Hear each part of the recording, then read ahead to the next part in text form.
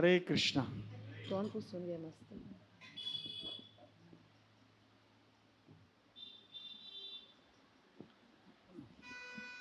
तो आज नरसिंह लीला प्रभु और बाकी के जो यहाँ के जो मुख्य ऑर्गेनाइजर्स है उनको हम हमारे धन्यवाद अदा कर रहे हैं, धन्यवाद कहना चाहते हैं हम आप सबको कि आप हमको यहाँ आके आपका संग लेने का एक मौका दिया है।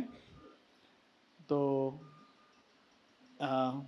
आज हमारा जो विषय है, हम जो भी हमें लगता है कुछ हमको जो प्रेरित किया है श्री श्री राधा गोपीनाथ मंदिर में 30 साल बिताने के बाद हम आपके साथ थोड़ा चर्चा करेंगे इसके ऊपर। Ladies first.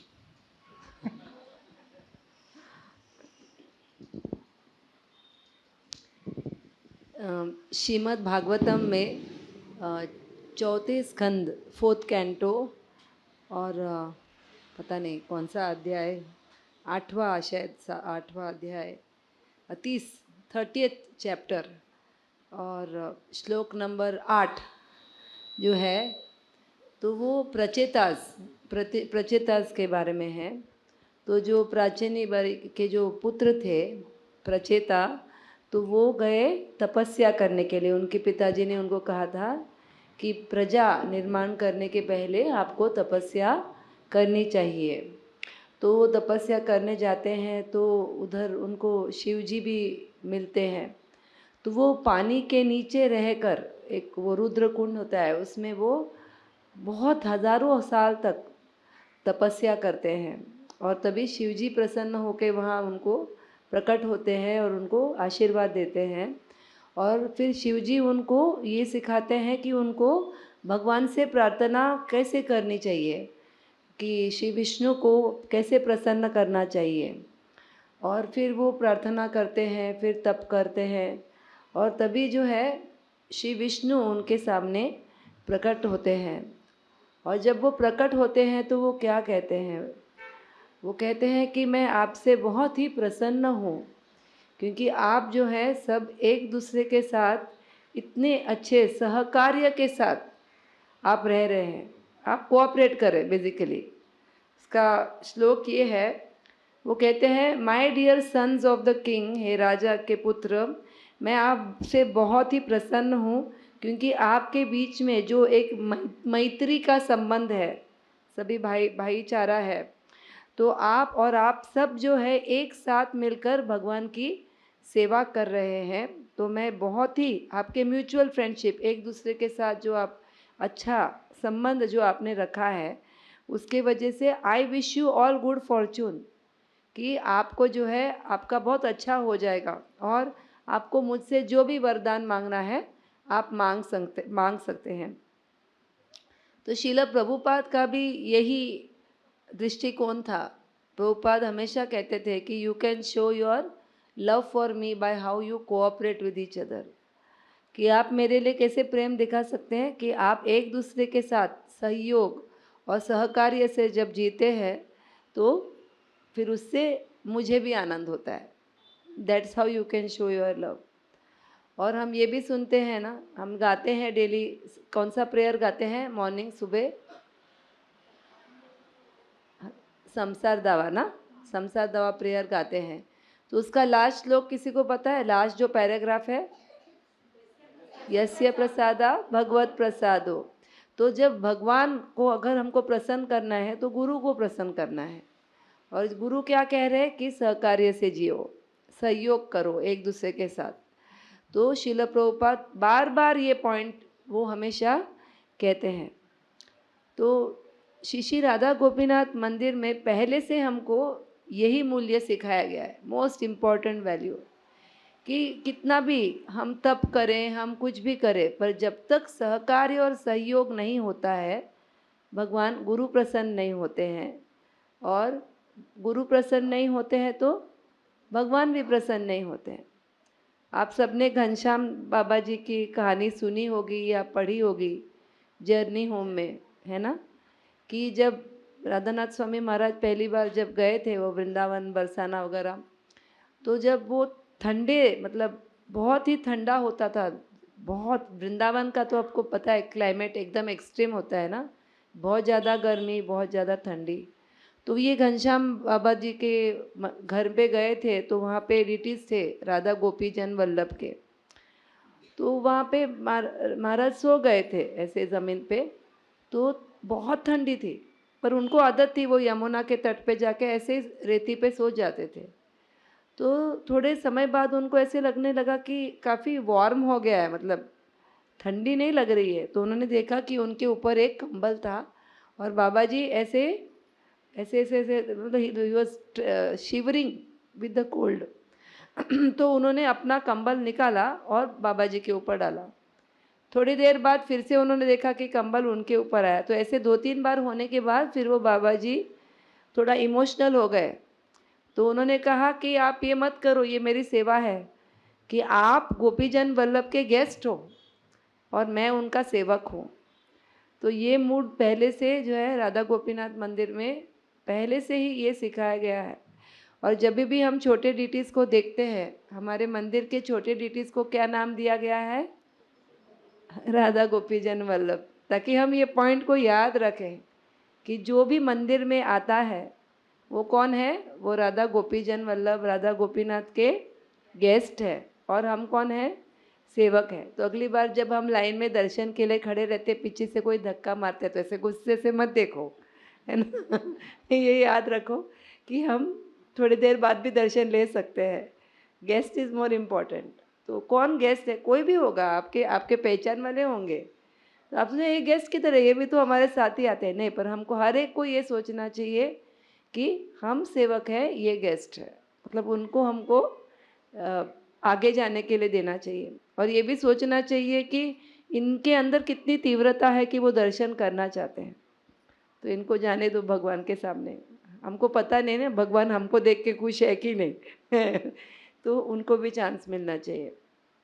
तो ये जो भावना है कि दासानुदास की जो भावना है कि दासानुदास बनना, ये बहुत सेफ पोजीशन है। तो इन एक लेक्चर में राधानाथ स्वामी महाराज कह रहे थे कि वृंदावन दास ठाकुर ने ये कहा है कि अष्ट जो सिद्धियां हैं उनको प्राप्त करना, मुक्ति मिलना या स्वर्ग में जाना, कोई भी पदवी हासिल करना, उससे कई कई गुना ज़्यादा ऊंचा स्थान कौन सा है? दासानुदास बनना, becoming the servant of the servant. क्योंकि क्यों क्यों ये सबसे ऊंचा पद है? क्योंकि ये भगवान को प्रिय है। क्योंकि जब हम वो पोजीशन लेते हैं तो भगवान जो है प्रसन्न होते हैं। इस जो श्रीमद् भागवतम के इस अध्याय से हमको ये मतलब ये पॉइंट हमको समझ में आता है कि भगवान ने उनको ये नहीं कहा कि मैं आपके तपस्या से बहुत प्रसन्न हूँ। उन्होंने तपस्या के बारे में बात ही नहीं की। उन्होंने क्या कहा कि मैं आपके सहकार्य से और आपका जो फ्रेंडली रिलेशनशिप है उससे मैं बहुत प्रसन्न हूँ। पर बहुत आसान होता है ना लड़ाई करना, गलती ढूंढना एक दूसरे में, क्योंकि वो हमारे अंदर वो है। हम वो श्लोक सुनते हैं ना, प्रभुपाद ने कहा ये फॉर्मूला फॉर पीस है, भोक्ताराम यज्ञ तपसाम सर्वलोक महेश्वरम सूर्यद सर्वभूतानाम ज्ञात्वा माम शांतिम रिच्छति। हम सोचते हैं ये हमारे लिए है ना। हम पीसफुल होंगे जब हम भोक्ता बनेंगे, हम ईश्वर बनेंगे। I should be the controller, मुझे कंट्रोलर होना चाहिए, मुझे एंजॉय होना चाहिए, मुझे सेंटर में रहना चाहिए, सब लोगों को मुझे जैसे चाहिए वैसे ही करना चाहिए। तो जब हमारी ये भावना होती है तो भगवान प्रसन्न नहीं होते। भगवान ने क्लियरली कहा है कि हमको सहकार्य से रहना है, हमको तृणादपि सुनिचे ना, ये होना है। कहना बहुत इजी है, करना बहुत डिफ़िकल्ट है। तो कलयुग में तपस्या क्या है? एक दूसरे के साथ सहकार्य करना, यही तपस्या है। एक बार राधानाथ स्वामी महाराज बता रहे थे गोपीनाथ मंदिर में कि जो हिमालय में जो तपस्वी करते हैं, बर्फ़ के बीच में बैठते हैं ठंडी के दिनों में और गर्मी में अग्नि से मतलब सराउंडेड होते हैं, ऐसे बैठते हैं। बोले कि पर कलयुग में सबसे बड़ी तपस्या क्या है? अपने जीवा को कंट्रोल करना। कि हम क्या बात करते हैं, हम औरों के बारे में क्या बात करते हैं। तो वो अगर हम कंट्रोल कर सकते हैं तो वो सबसे बड़ी जो है वो तपस्या है। तो ये थोड़े पॉइंट्स थे कोऑपरेशन के बारे में कि शिवजी ने उनको, शिवजी प्रसन्न हुए, फिर भगवान जो है वो प्रसन्न हुए।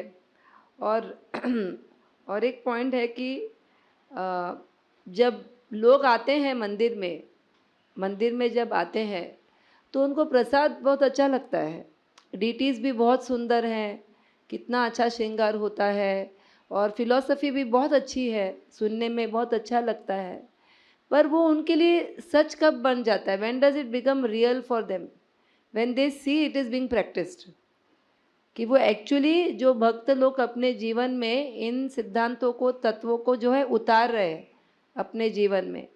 तो जब वो दे सी इट इज़ रियल कि ये सब किया जा सकता है, ये सिर्फ थियरी नहीं है, ये सब कहने की बातें नहीं। अरे ये तो भागवतम जो आप बोल रहे हैं तो प्रहलाद महाराज वगैरह, ये बहुत पुराने ज़मान की बात है। कभी कभी हमारे बच्चे कुछ, हम उनको कुछ बताते हैं तो बोलते हैं आप तो परीक्षित महाराज के काल में आपको जन्म लेना चाहिए था, अब यू आर नॉट रियलिस्टिक, अभी ये सब नहीं हो सकता है। पर हम राधा गोपीनाथ मंदिर में जब जाते हैं तो हम ये देखते हैं और देखते आए हैं बहुत सालों से कि किस तरह से बर्ताव होता है, किस तरह से डिवोटीज एक एक दूसरे के साथ डील करते हैं।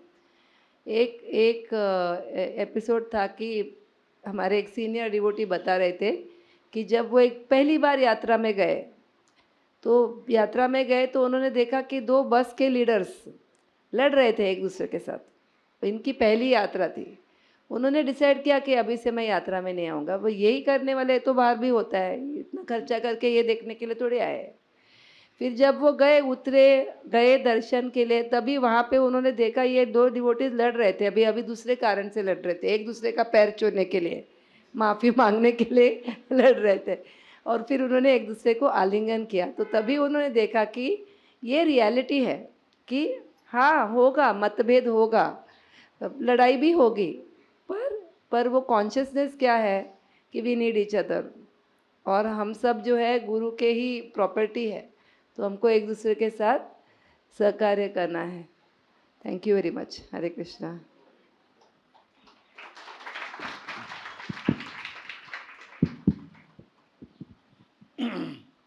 एक खास बात राधा गोपीनाथ मंदिर की है, वो है डिवोटी केयर। यानी जो भी भक्त लोग आते, जैसे राधा रानी ने बताया था कि किस तरह से घनश्याम बाबा राधा महाराज से बर्ताव कर रहे थे, तो ये जो भक्तों का ख्याल रखना, ये वैशिष्ट है राधा गोपीनाथ मंदिर में।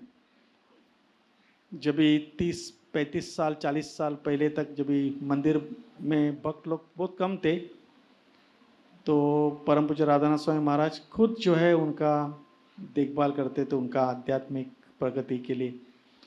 जैसे जैसे भक्त लोग बढ़ने लगे तो उन्होंने एक काउंसलर सिस्टम शुरू किया। ये काउंसलर सिस्टम ये है कि जहाँ एक जो वरिष्ठ भक्त जो है, जो नए भक्तों को जो है उनको मार्गदर्शन देते हैं, आध्यात्मिक प्रगति के लिए जो भी चाहिए वो सहायता करते हैं।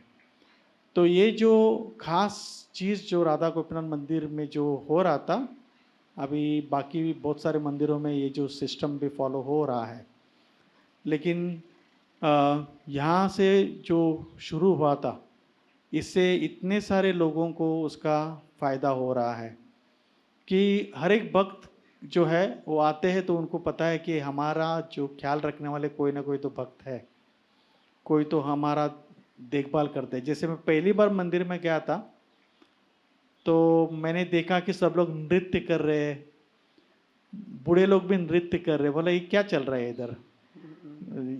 जो जवान लोग नृत्य कर रहे ठीक है, बूढ़े लोग भी नृत्य कर रहे हैं। तो मैं आने का सोच नहीं रहा था फिर से, लेकिन मेरे जो पथ प्रदर्शक गुरु है, शिक्षा गुरु, तो मुझे बहुत समझाया, कहा कि नहीं ऐसा नहीं है, ये है वो है, इस तरह से। और 1-2 महीने के लिए जो है मेरे पीछे पड़े थे। पीछे पड़ने का मतलब है कि बहुत मेरा ख्याल रखे उन्होंने और सब कुछ समझाया। जो हमारे मंदिर के वरिष्ठ भक्त से मेरा इंट्रोड्यूस करवाया, फिर उनको मैंने बहुत सारे प्रश्न पूछे, फिर वो मेरे साथ जो है ना 2 बजे तक रात तक बैठे थे, भक्ति रसामृत महाराज करके, उस समय देवअमृत प्रभु थे। तो मेरे बहुत सारे प्रश्न का उत्तर उन्होंने दिया और 10 बजे रात से 2 बजे तक सवेरे तक उन्होंने जो है मेरा सब प्रश्न का उत्तर उन्होंने दिया। और हर बार जब भी हम मंदिर में आते थे तो हमारा ख्याल रख रहे थे। तो ये जो डिवोटी केयर जो सिस्टम जो शुरुआत हुई थी 30 साल पहले, वो अभी भी है। वो 5 भक्तों से शुरू हुआ था, अभी है 150 इस तरह से। लेकिन ये ऐसा सिस्टम है कि जहाँ हर एक भक्त जो भी इस जो समूह में जुड़ जाते हैं, उनका सबका जो है वैयक्तिक रूप से जो है उनका ख्याल रखा जाता है। तो ये एक खास बात राधा गोपीनाथ मंदिर में हो रहा है। दूसरी बात है कि ट्रस्ट, यानी अटूट विश्वास कि जो कार्य हम करते हैं, हम देखते हैं कि इस भौतिक जगत में भी अगर कोई कुछ कार्य कोई कहता है या कुछ करता है और उसके करने से या उसके कहने से दूसरों का विश्वास उड़ जाता है, एक बार विश्वास उड़ता है तो फिर से वो विश्वास वापस लाना बहुत मुश्किल होता है कि नहीं? बहुत मुश्किल होता है। तो परम पूज्य राधा महाराज का ये था एक प्रिंसिपल तत्व कि अगर कोई धन राशि देता है किसी कार्य के लिए तो उसी कार्य के लिए ही इस्तेमाल करना चाहिए। भले हमारा दूसरा कार्य के लिए हमको धन राशि की ज़रूरत है, लेकिन कोई आके बोलता है कि नहीं ये जो है अनाथ के लिए आप दीजिएगा, या ये जो है गैयों के लिए आप ये मैम डोनेशन दे रहे, तो उन्होंने सबको बता के रहा कि जिसके लिए धन राशि कोई व्यक्ति देता है उसको वही चीज़ में उसको उपयोग करना चाहिए। तो जब भी एक विश्वास आ जाता है कि हम जो देते हैं तो वो जो है सही जगह पे उसका उपयोग हो रहा है, जो व्यक्ति चाहता है, तो उससे एक प्रकार का एक विश्वास जागृत हो जाती है। और एक प्रिंसिपल था कि हम यहाँ किसी से मांगते नहीं है कि आप हमको कुछ दो या इसके लिए दो उसके लिए दो, इस तरह से। एक ही बार जन्माष्टमी में हम जो है लोगों को पास जाते हैं और उनको बोलते हैं कि आप जो है आप हमें कुछ जन्माष्टमी भगवान श्री कृष्ण की प्रसन्नता के लिए हम आप दीजिए, इस तरह से। लेकिन कभी ऐसा हुआ नहीं कि हम किसी से मांगे या उनको फोर्स करें, नहीं।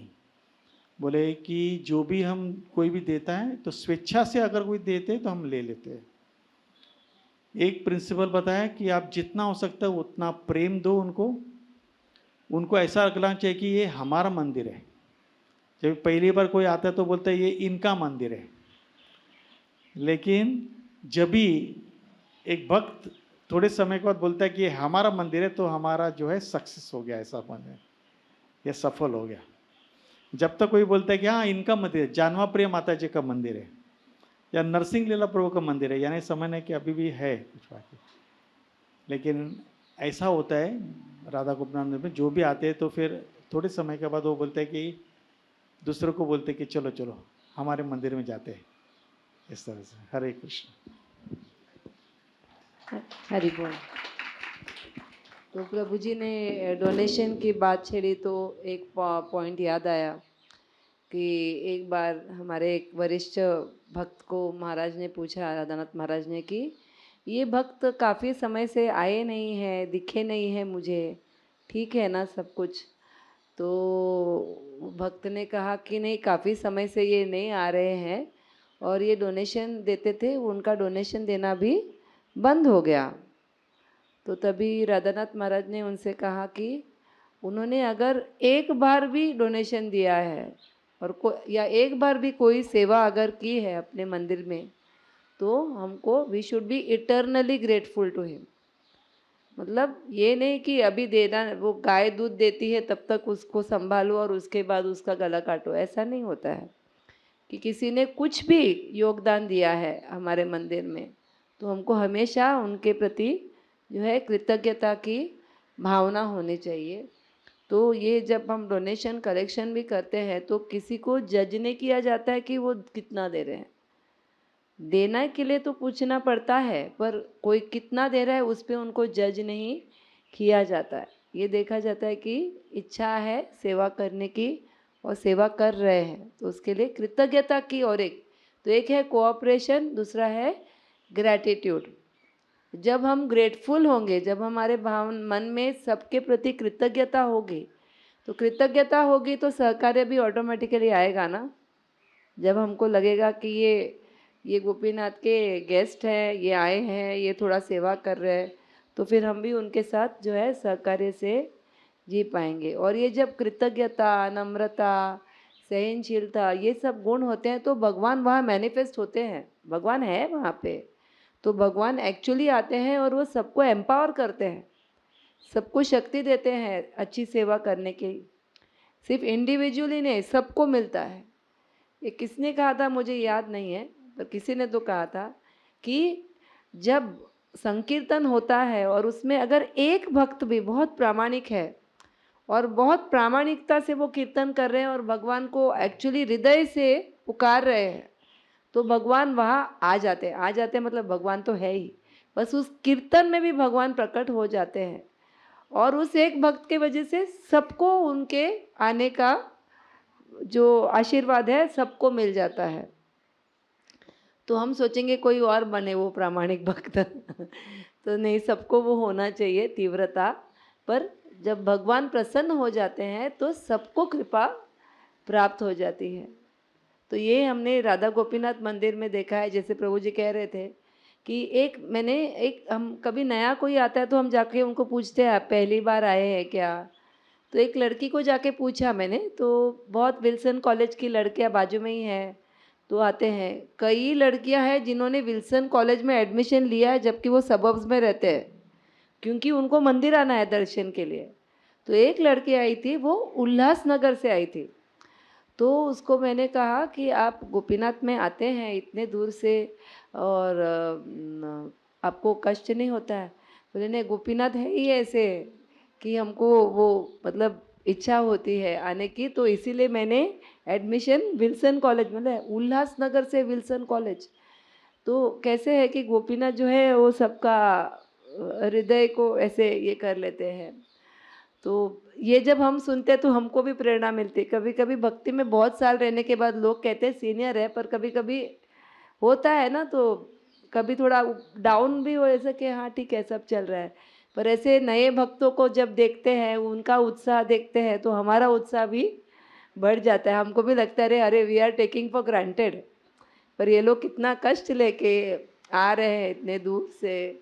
मैं देखती हूँ कि यहाँ से भी आते हैं भक्त सेवा करने के लिए, तो हमको सबको बहुत उत्साह मिलता है कि इतने दूर से भी लेकिन आते हैं, प्रामाणिकता से आके सेवा करते हैं।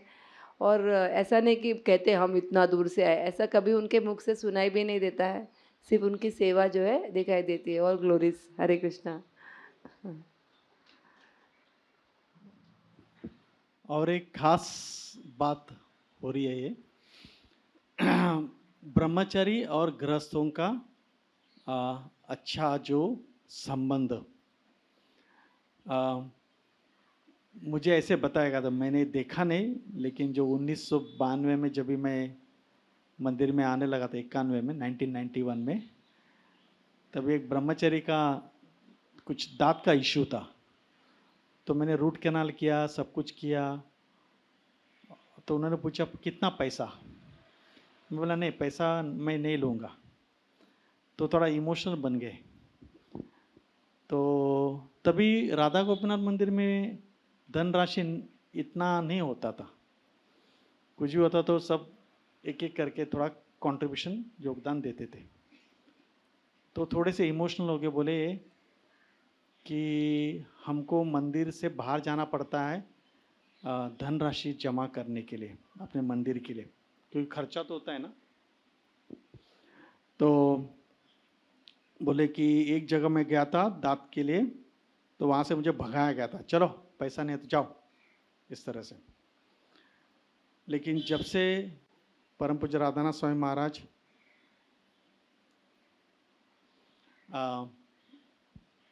ने इसका जो जिम्मेदारी संभाल ली थी, तो उनके जो बर्ताव से, उनके जो शिक्षा से जो है, उन्होंने एक ऐसा वातावरण निर्माण किया जहाँ ब्रह्मचारी और गृहस्थों का संबंध बहुत अच्छे से बढ़ने लगा। नहीं तो तब तक क्या सोच रहे थे ब्रह्मचारी लोग कि ये जो है गृहस्थ लोग सब अय्याशी लोग हैं, मजा करते बाहर, और गृहस्थ क्या सोचते थे ब्रह्मचारी के, ये लोग सब आलसी लोग हैं, कुछ काम नहीं करते, सवेरे सिर्फ जपा किया, मंगल आरती किया, बाद में पूरा दिन कुछ नहीं करते, इस तरह से। लेकिन परम पूज्य राधा स्वामी महाराज ने जब से ये संभाला मंदिर, और आहिस्ता आहिस्ता इस तरह से जो है ये संबंध एक दूसरे के साथ जो बढ़ाया, तो आज भी हम देखते हैं कि ब्रह्मचारी का जो आदर गृहस्थों के प्रति और गृहस्थों का आदर ब्रह्मचारियों के प्रति बढ़ते जा रहा है, बढ़ते जा रहा है, बढ़ते जा रहा है। क्यों? क्योंकि एक एहसास हो गया है कि ब्रह्मचारियों का जो कार्य है गृहस्थ नहीं कर सकते, और गृहस्थ का कार्य जो है ब्रह्मचारी नहीं कर सकते। जैसे एक पति पत्नी के रिश्ते में पति जो कार्य कर सकता है वो पत्नी नहीं कर सकती है, पत्नी जो कार्य करते हैं तो पति नहीं कर सकते, वो एक दूसरे के पूरक हो जाते हो। तो ब्रह्मचर्य जानते हैं कि हमको गृहस्थों की जो सहायता की आवश्यकता है, कोई प्रचार कार्य इसके लिए उसके लिए, और गृहस्थों को पता है कि ये लोग इतने सारे तपस्या कर रहे तो इनके लिए हमें कुछ करना चाहिए। परम पूज्य राधा स्वामी महाराज ने ब्रह्मचर्य को बताया कि आप लोगों का एक ही कार्य अभी होना चाहिए कि पठन पाठन यजन याजन, सिर्फ पठन करो और इसको जो है आप जो है समाज में भक्तों को जो है बनाने के लिए आप इसका प्रचार में आप इस्तेमाल करो। और गृहस्थ बताया कि आपका एक ही है, क्योंकि एक स्थिति ऐसी आ गई थी कि ब्रह्मचारी को कुछ करने का भी, किसी को भी कुछ करने की जरूरत नहीं, ब्रह्मचारियों के सिर्फ प्रचार करते हैं, अपना अध्ययन करते हैं और बाकी कार्य करते हैं। और वो इस तरह से गृहस्थ भी जो है अपनी धनराशि जमा करके मंदिर में ही देते हैं। तो ये दोनों जो है एक दूसरे के प्रति आदर भावना बनाए रखे हैं, और अभी भी ये चल रहा है। अभी भी देख सकते हो, अभी यहाँ सत्य गोपीनाथ प्रभु बैठे हैं, वहाँ से लेके आके पूरा साउंड सिस्टम, कैमरा, ये सब। अभी किसी को दूसरा करना है तो फिर कितना मेहनत करना पड़ता है, लेकिन ये कार्य करें तो हम दूसरा कुछ कार्य कर सकते हैं। इस तरह से अगर हम देखते हैं ना, तो इतना अच्छा तालमेल हो रहा है, तो इसका पूरा श्रेय राधानाथ महाराज को जाता है। लेकिन ये जो है ये दिखने को मिलता है यहाँ, कि यहाँ जो है एक दूसरे के पूरक ब्रह्मचारी और गृहस्थ। हरे कृष्णा। तो जैसे कि शरीर में जो है अगर खून नहीं होता है, और वो खून होगा भी अगर बहता नहीं है तो वो कुछ काम का नहीं है हमारे लिए, है ना। तो जो खून होता है वो ऑक्सीजन सप्लाई करता है पूर्ण शरीर को, तो वैसे वो हमारा लाइफलाइन बन जाता है ना। जो ब्लड सर्कुलेशन होता है बॉडी में वो हमारा लाइफलाइन होता है, क्योंकि वो ऑक्सीजन कैरी करता है। तो राधा गोपीनाथ मंदिर में हमारा लाइफलाइन क्या है, कोई बता सकता है? जो हमको उत्साहित रखता है, जो हमको भक्ति में जीवित रखता है। अनेक अनेक पॉइंट हो सकते हैं, एक ही नहीं। हाँ, हरि नाम, हाँ, भक्तों का संग और ब्रह्मचारी, हाँ, और सेवा, और हाँ, प्रसादम, प्रसादम, हाँ, वो तो श्योर है। आज जिन्होंने मैसूर पाक खाया वो तो कहेंगे ही बहुत अच्छा था आज का मंदिर का प्रसाद। और क्या है, एक बहुत इम्पोर्टेंट पॉइंट है जो रह गया। हाँ, कीर्तन, और हाँ, श्रृंगार दर्शन, और रिलेशनशिप, भगवान के साथ संबंध, भक्तों के साथ संबंध, और हाँ, जपा करना, हाँ, और डिवोटी केयर, कथा प्रवचन, श्रवण, हाँ, श्रवणम। तो एक्चुअली राधा गोपीनाथ मंदिर में हमारा लाइफलाइन क्या है? श्रवणम। कि पहले से वो एक कल्चर रहा है श्रवणम का, कि बैठ के सुनना। तो शुरू होता है उससे ही ना, अदाव श्रद्धा तथा साधु संग तथा भजन क्रिया। जब हम सुनते हैं तो हमारा उत्साह जो है ये बढ़ता है, और फिर हम जो है उसमें से क्या करना चाहिए क्या नहीं करना चाहिए हम सीखते हैं। फिर सब डिवोटीज भक्त बैठ के एक साथ जप करते हैं।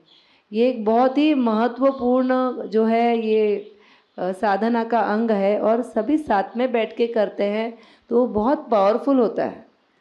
तो हम जब मंदिर, हम घर में जप करते हैं और मंदिर में जाके जप करते हैं, एटलीस्ट हमको वो डेफिनेटली वो फ़र्क फील होता है। तो भी जैसे मैं गृहिणी हूँ, एवरी डेली तो नहीं जा सकती हूँ मंदिर में, पर प्रभु जी की संडे को सेवा होती है तो मैं ट्राई करती हूँ कि हर संडे को, क्यों? जपा करने के लिए। क्योंकि भक्तों के साथ बैठ के जपा करते हैं तब हमको समझ में आता है कि जपा क्या होता है। वरना हम क्या कर रहे हैं, घर पे जो कर रहे हैं, जपा कर रहे हैं, पर जो भक्तों के साथ करते हैं उसका क्वालिटी बहुत फ़र्क पड़ता है। डिवोटीज़ के साथ बैठ के जप करना, तो वो एक बहुत ही अच्छा ये देन है हमको। ऐसे हम बहुत मंदिरों में जाते हैं पर हम देखते नहीं कि सभी भक्त साथ में बैठ के जप करते हैं डेली। तो ये एक बहुत ही, एटलीस्ट मेरे लिए ये बहुत एक स्ट्रांग पॉइंट है कि भगवान के जो भक्त बैठ के साथ में जप करते हैं। और श्रवण, डेली श्रवण यात्रा होता है ना, श्रवण फेस्टिवल सुबह 1-1.5 घंटे के लिए क्यों ना हो, पर श्रवण फेस्टिवल होता है।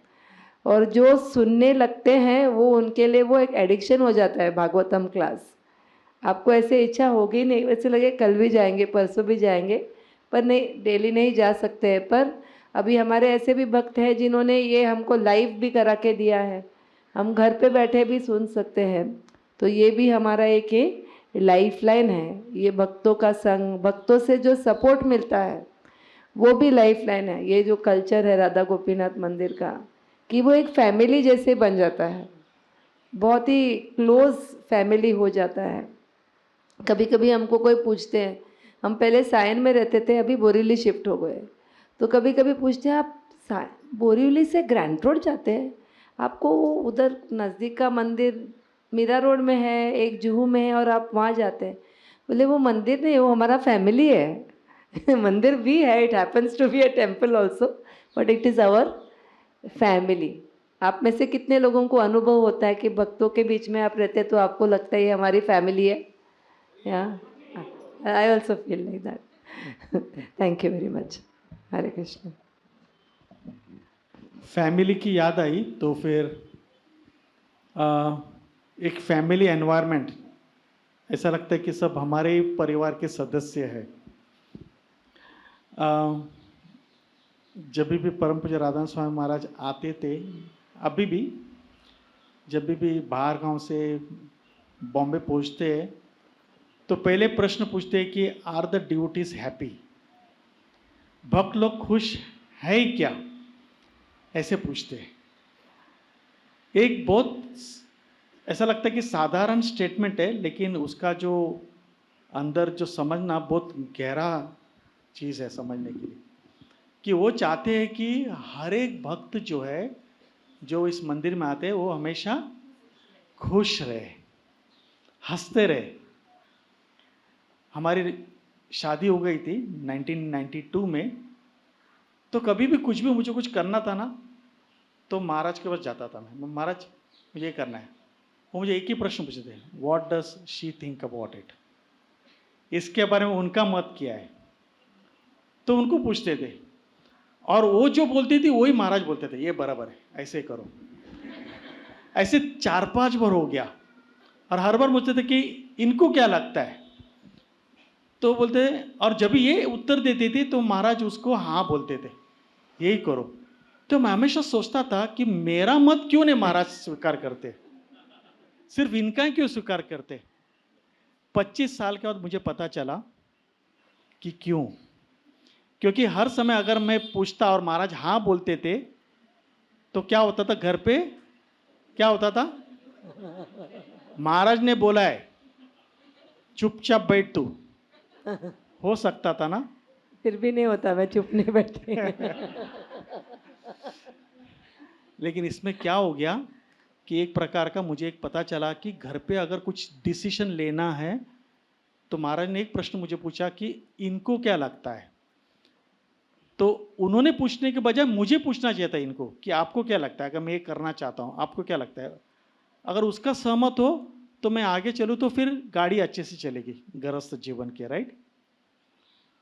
तो ये जो आदर देना एक दूसरे को गृहस्थ जीवन में, पति पत्नी को, पत्नी ने पति को, पति ने पत्नी को देना, ये जो है हमको सिखाया है महाराज ने। इसलिए अभी भी हम बहुत सारे जो गृहस्थी जीवन में जो अभी है भक्त, उनको सबका जो उसका जो श्रेय जो है महाराज चाहते, क्योंकि वो हमको सिखाए उन्होंने कि किस तरह से हमें रहना है। क्योंकि हमेशा कुछ भी पूछते थे इनको क्या लग रहा है, हाँ, क्योंकि सही है, क्योंकि रहते समय हम घर में रहते तो इनके साथ रहने वाले हैं ना, महाराज के साथ थोड़ी रहने वाला। महाराज तो कुछ भी बोल देते थे।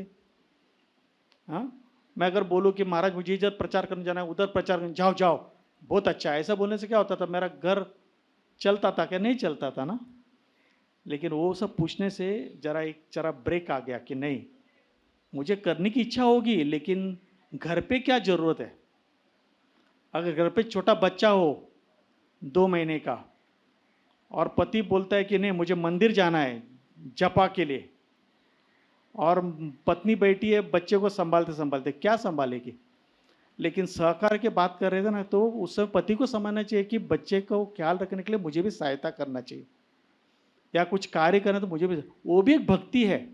ऐसा नहीं कि मंदिर में जाके कुछ करना नहीं, लेकिन घर पे भी ये जो है फिर एक उदाहरण बन जाता है। फिर then the devotee will be happy ना। हम बोलते chant Hare Krishna and be happy, लेकिन घर पे ही कोई हैप्पी नहीं है, हम क्या प्रचार करेंगे बाहर कि जब करो आपको खुश हो जाओगे जब करो। लेकिन घर पे तकलीफ है तो क्या करेंगे। लेकिन घर पे अगर सब सदस्य अगर सुखी है तो फिर आपका प्रचार और भी एकदम जोर से हो जाएगा। अगस्त क्रांति या तेजस एक्सप्रेस में, हाँ, तो ये हमको सिखाया है, इसलिए वी आर हैप्पी। तो राधा गोपी तो महाराज मुझे भी बताते थे, ऐसा नहीं, मुझे अभी भी याद है कि शादी के बाद एक बार मैं कुछ कंप्लेंट लेके गई थी, तो उन्होंने 7 दिन ये तीसरे स्कंद का जो कर्दम मुनि देवहूति की जो कहानी है उसके ऊपर कुरुक्षेत्र में लेक्चर दिए थे। अनफॉर्चुनेटली वो रिकॉर्ड नहीं हुआ था। तो मैं जब कंप्लेंट लेके गई थी तो उन्होंने कहा मैंने वहाँ लेक्चर दिया था, याद है क्या? तो क्या कहा था मैंने? तो मैंने पॉइंट्स बताए, हाँ तो फॉलो करो। वो पॉइंट्स फॉलो करो कि पत्नी को कैसे पति को सम्मान दे के अच्छी तरह से उनकी सेवा करना है। तो दोनों दृष्टिकोण हमको दिए जाते हैं कि राधा गोपीनाथ मंदिर में जो है एक फुल ओवरऑल एक दृष्टिकोण दिया जाता है। सिर्फ मेरे बारे में स्वार्थ, सिर्फ मेरा मुझे क्या अच्छा लगेगा, मुझे किस चीज़ से सुख प्राप्त होगा, वो सोचते हैं तो सिर्फ हम अकेले के बारे में सोच रहे हैं। तो पूर्ण प्रोजेक्ट के बारे में हम जो करते हैं वो उसका इफेक्ट सब पे होता है ना, वो एक इकोसिस्टम है। तो ये हमको यहाँ पे राधा गोपीनाथ मंदिर में समझाया जाता है। एंड आई थिंक ये बहुत एक अनोखा ये जो एक क्वालिटी है कि सबके बारे में सोचा जाता है। बच्चों के लिए प्रोग्राम है, वरिष्ठ वैष्णवों के लिए प्रोग्राम है, लेडीज़ के लिए होता है, प्रभु जी के लिए होता है, ब्रह्मचारीज के लिए होता है, वीटीए बॉयज़ के लिए होता है, बॉयज़ के लिए यूथ प्रोग्राम होता है, तो गर्ल्स प्रोग्राम भी होता है यूथ के लिए। तो एक बैलेंस होता है, बिकॉज कोई भी ज़्यादा महत्वपूर्ण नहीं, कोई कम कम नहीं है।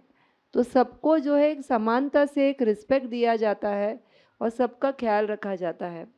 श्रील प्रभुपाद एक तात्पर्य में लिखते हैं कि Krishna is pleased when we take care of those who are not productive also. जैसे गाय जो है जब तक दूध देती है उसको संभालो, और जब दूध देना बंद करती है तो उसको कसाई के पास भेजो। तो ये भक्ति नहीं है कि अगर कोई व्यक्ति कुछ योगदान नहीं दे पा रहे हैं, फिर भी उनका ध्यान रखना। और वो कौन है? छोटे बच्चे और बुजुर्ग जो वरिष्ठ हैं, उनका ध्यान रखना, उनको सम्मान देना, उन्होंने जो योगदान किया है पहले उसको कभी ना भूलना। तो ये भी हमको जो है ये एक बताया जाता है। सो ये कितनी अच्छी बात है कि एवरीवन फील्स केयर्ड फॉर। सबको लगता है कि हाँ, हमारा देखभाल किया जा रहा है। तो यही मूड जो है जब हम लेके जाएंगे अपने घरों में, हम भी वैसे ही करेंगे ना, कि घर में कोई भी ज़्यादा कम नहीं है, सबका ध्यान रखना चाहिए, सबको आश्रय का एक भाव फील होना चाहिए। They should feel sheltered. तो एक बार राधानाथ महाराज लेक्चर दे रहे थे और वो वर्स ऐसे था कि बद्रिक आश्रम में वेद व्यास जी जो थे बैठे थे, बहुत दुखी मायूस लग रहे थे। तभी नारद मुनि ने आके पूछा कि आप दुखी क्यों लग रहे हैं? और फिर उन्होंने उनको कहा कि आपने शुद्ध भक्ति के बारे में नहीं लिखा है, आपको भागवतम लिखना चाहिए। तो राधानाथ महाराज ने वो भागवतम के बारे में चर्चा नहीं की उस श्लोक में, सिर्फ बद्रिक आश्रम ये शब्द में से आश्रम निकाल के उस पर बात किया कि आश्रम मतलब क्या होता है। गृहस्थ आश्रम या ब्रह्मचारी आश्रम, कोई भी आश्रम मतलब क्या? जहाँ पे किसी को आश्रय प्राप्त होता है।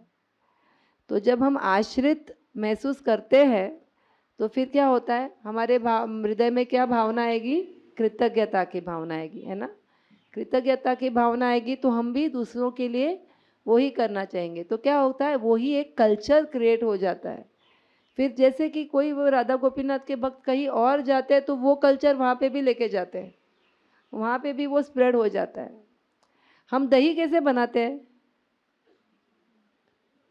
दूध को थोड़ा बॉईल करते हैं फुल्ली, और वार्म चाहिए। ठंडा होगा तो भी नहीं चलेगा, गर्म होगा तो भी नहीं चलेगा। It has to be just right, warm होना चाहिए। और उसमें फिर आप जो दही का कल्चर डालते हैं, हम उसको कल्चर कहते हैं ना, विरजन मराठी, और हिंदी में क्या कहते हैं? जावन। तो हम जब थोड़ा दही डालते हैं वो वार्म मिल्क में, फिर क्या होता है? तुरंत बन जाता है। हाँ, थोड़ा समय। अच्छा, मैंने दूध आपने जैसे बोला किया, मैंने वार्म किया, उसमें दही डाला और फिर उसको फ्रिज में रखा, दही बनेगा? क्या करना चाहिए? बाहर कहाँ पे रखना चाहिए? हाँ, गैस के पास? फिर कहाँ पे? वार्म एटमॉस्फेयर में रखना चाहिए, है ना। तो बहुत ज़्यादा गर्मी मतलब बहुत प्रेशर आना, और कोल्ड मतलब तू तेरा देख मैं मेरा देखूंगी, बस अभी क्या है। वैसे भी प्रभुपाद ने कहा है कि we have to fly our plane alone. अरे तभी फ्लाई अलोन करो ना मृत्यु के समय पे, पर अभी तो सब साथ में है तो साथ में रह के करो। तो जब वो वार्मथ होता है तो वो कल्चर स्प्रेड होता है ना। बहुत ज़्यादा गर्मी रहेगी, क्रोध, लड़ाई झगड़ा, तो दही नहीं सेट होगा। और एकदम ठंडी रहेगी कि जैसे कोई किसी से बात ही नहीं करता है तो लड़ाई नहीं होगी ना, तो वो बेस्ट है ना, बात ही नहीं करें, क्या नहीं करना चाहिए ना। तो हमको वो कल्चर जो है होना चाहिए कि एक दूसरे के साथ रह के कैसे एक दूसरे को संग देना, एक दूसरे को जो है प्रोत्साहित करना। तो ये जो है ये कल्चर जो है हमने राधा गोपीनाथ मंदिर में आने के बाद ही हमने ये सीखा है। तो यही हमारा लाइफ लाइन बन जाता है। ये जो अभी सत्य गोपीनाथ प्रभु वीडियो ले रहे हैं, ऐसे बहुत सारे वीडियोस बनाते हैं, डालते हैं, वो भी हमारा लाइफ लाइन होता है। हम बहुत प्रोत्साहित होते हैं देखकर। और हमारे सब जो ब्रह्मचारी गॉड ब्रदर्स है, दे आर लाइफ लाइन, क्योंकि वो इतना पढ़ाई करते हैं, शास्त्रों से पढ़ के उनको ज्ञान इतना होता है। जब भागवतम क्लास देते हैं तो उससे हमको प्रोत्साहन मिलता है हमारे भक्ति में आगे बढ़ने के लिए। हमको भी पढ़ने का उत्साह बढ़ता है कि हम भी पढ़े, चलो भागवतम पढ़ेंगे, फिर से भागवतम सीसी पढ़ेंगे। तो we get our enthusiasm from them, क्योंकि वो हमेशा बहुत उत्साहित होते हैं। तो इस तरह से एक दूसरे को जो है जैसे पूरक बन के हम आगे बढ़ सकते हैं। और एक बात मुझे याद आई कि जो लेडीज़ को प्रोत्साहित करना, ये श्रील प्रभुपाद बहुत करते थे, बहुत सेवा देते थे लेडीज़ को। और यहाँ पे गोपीनाथ में वरिष्ठों को भी बहुत प्रोत्साहन मिलता है। तो वो करने से भी भगवान प्रसन्न होते हैं। जब गाय की, स्त्री की, वरिष्ठों की, बच्चों का जब उनका ध्यान रखा जाता है तो भी भगवान जो है प्रसन्न होते हैं, और जब भगवान प्रसन्न होते हैं तो सबको उसका आशीर्वाद प्राप्त होता है। तो ये भी एक पॉइंट है। Next, talk about without diluting the mode of. Hare Krishna.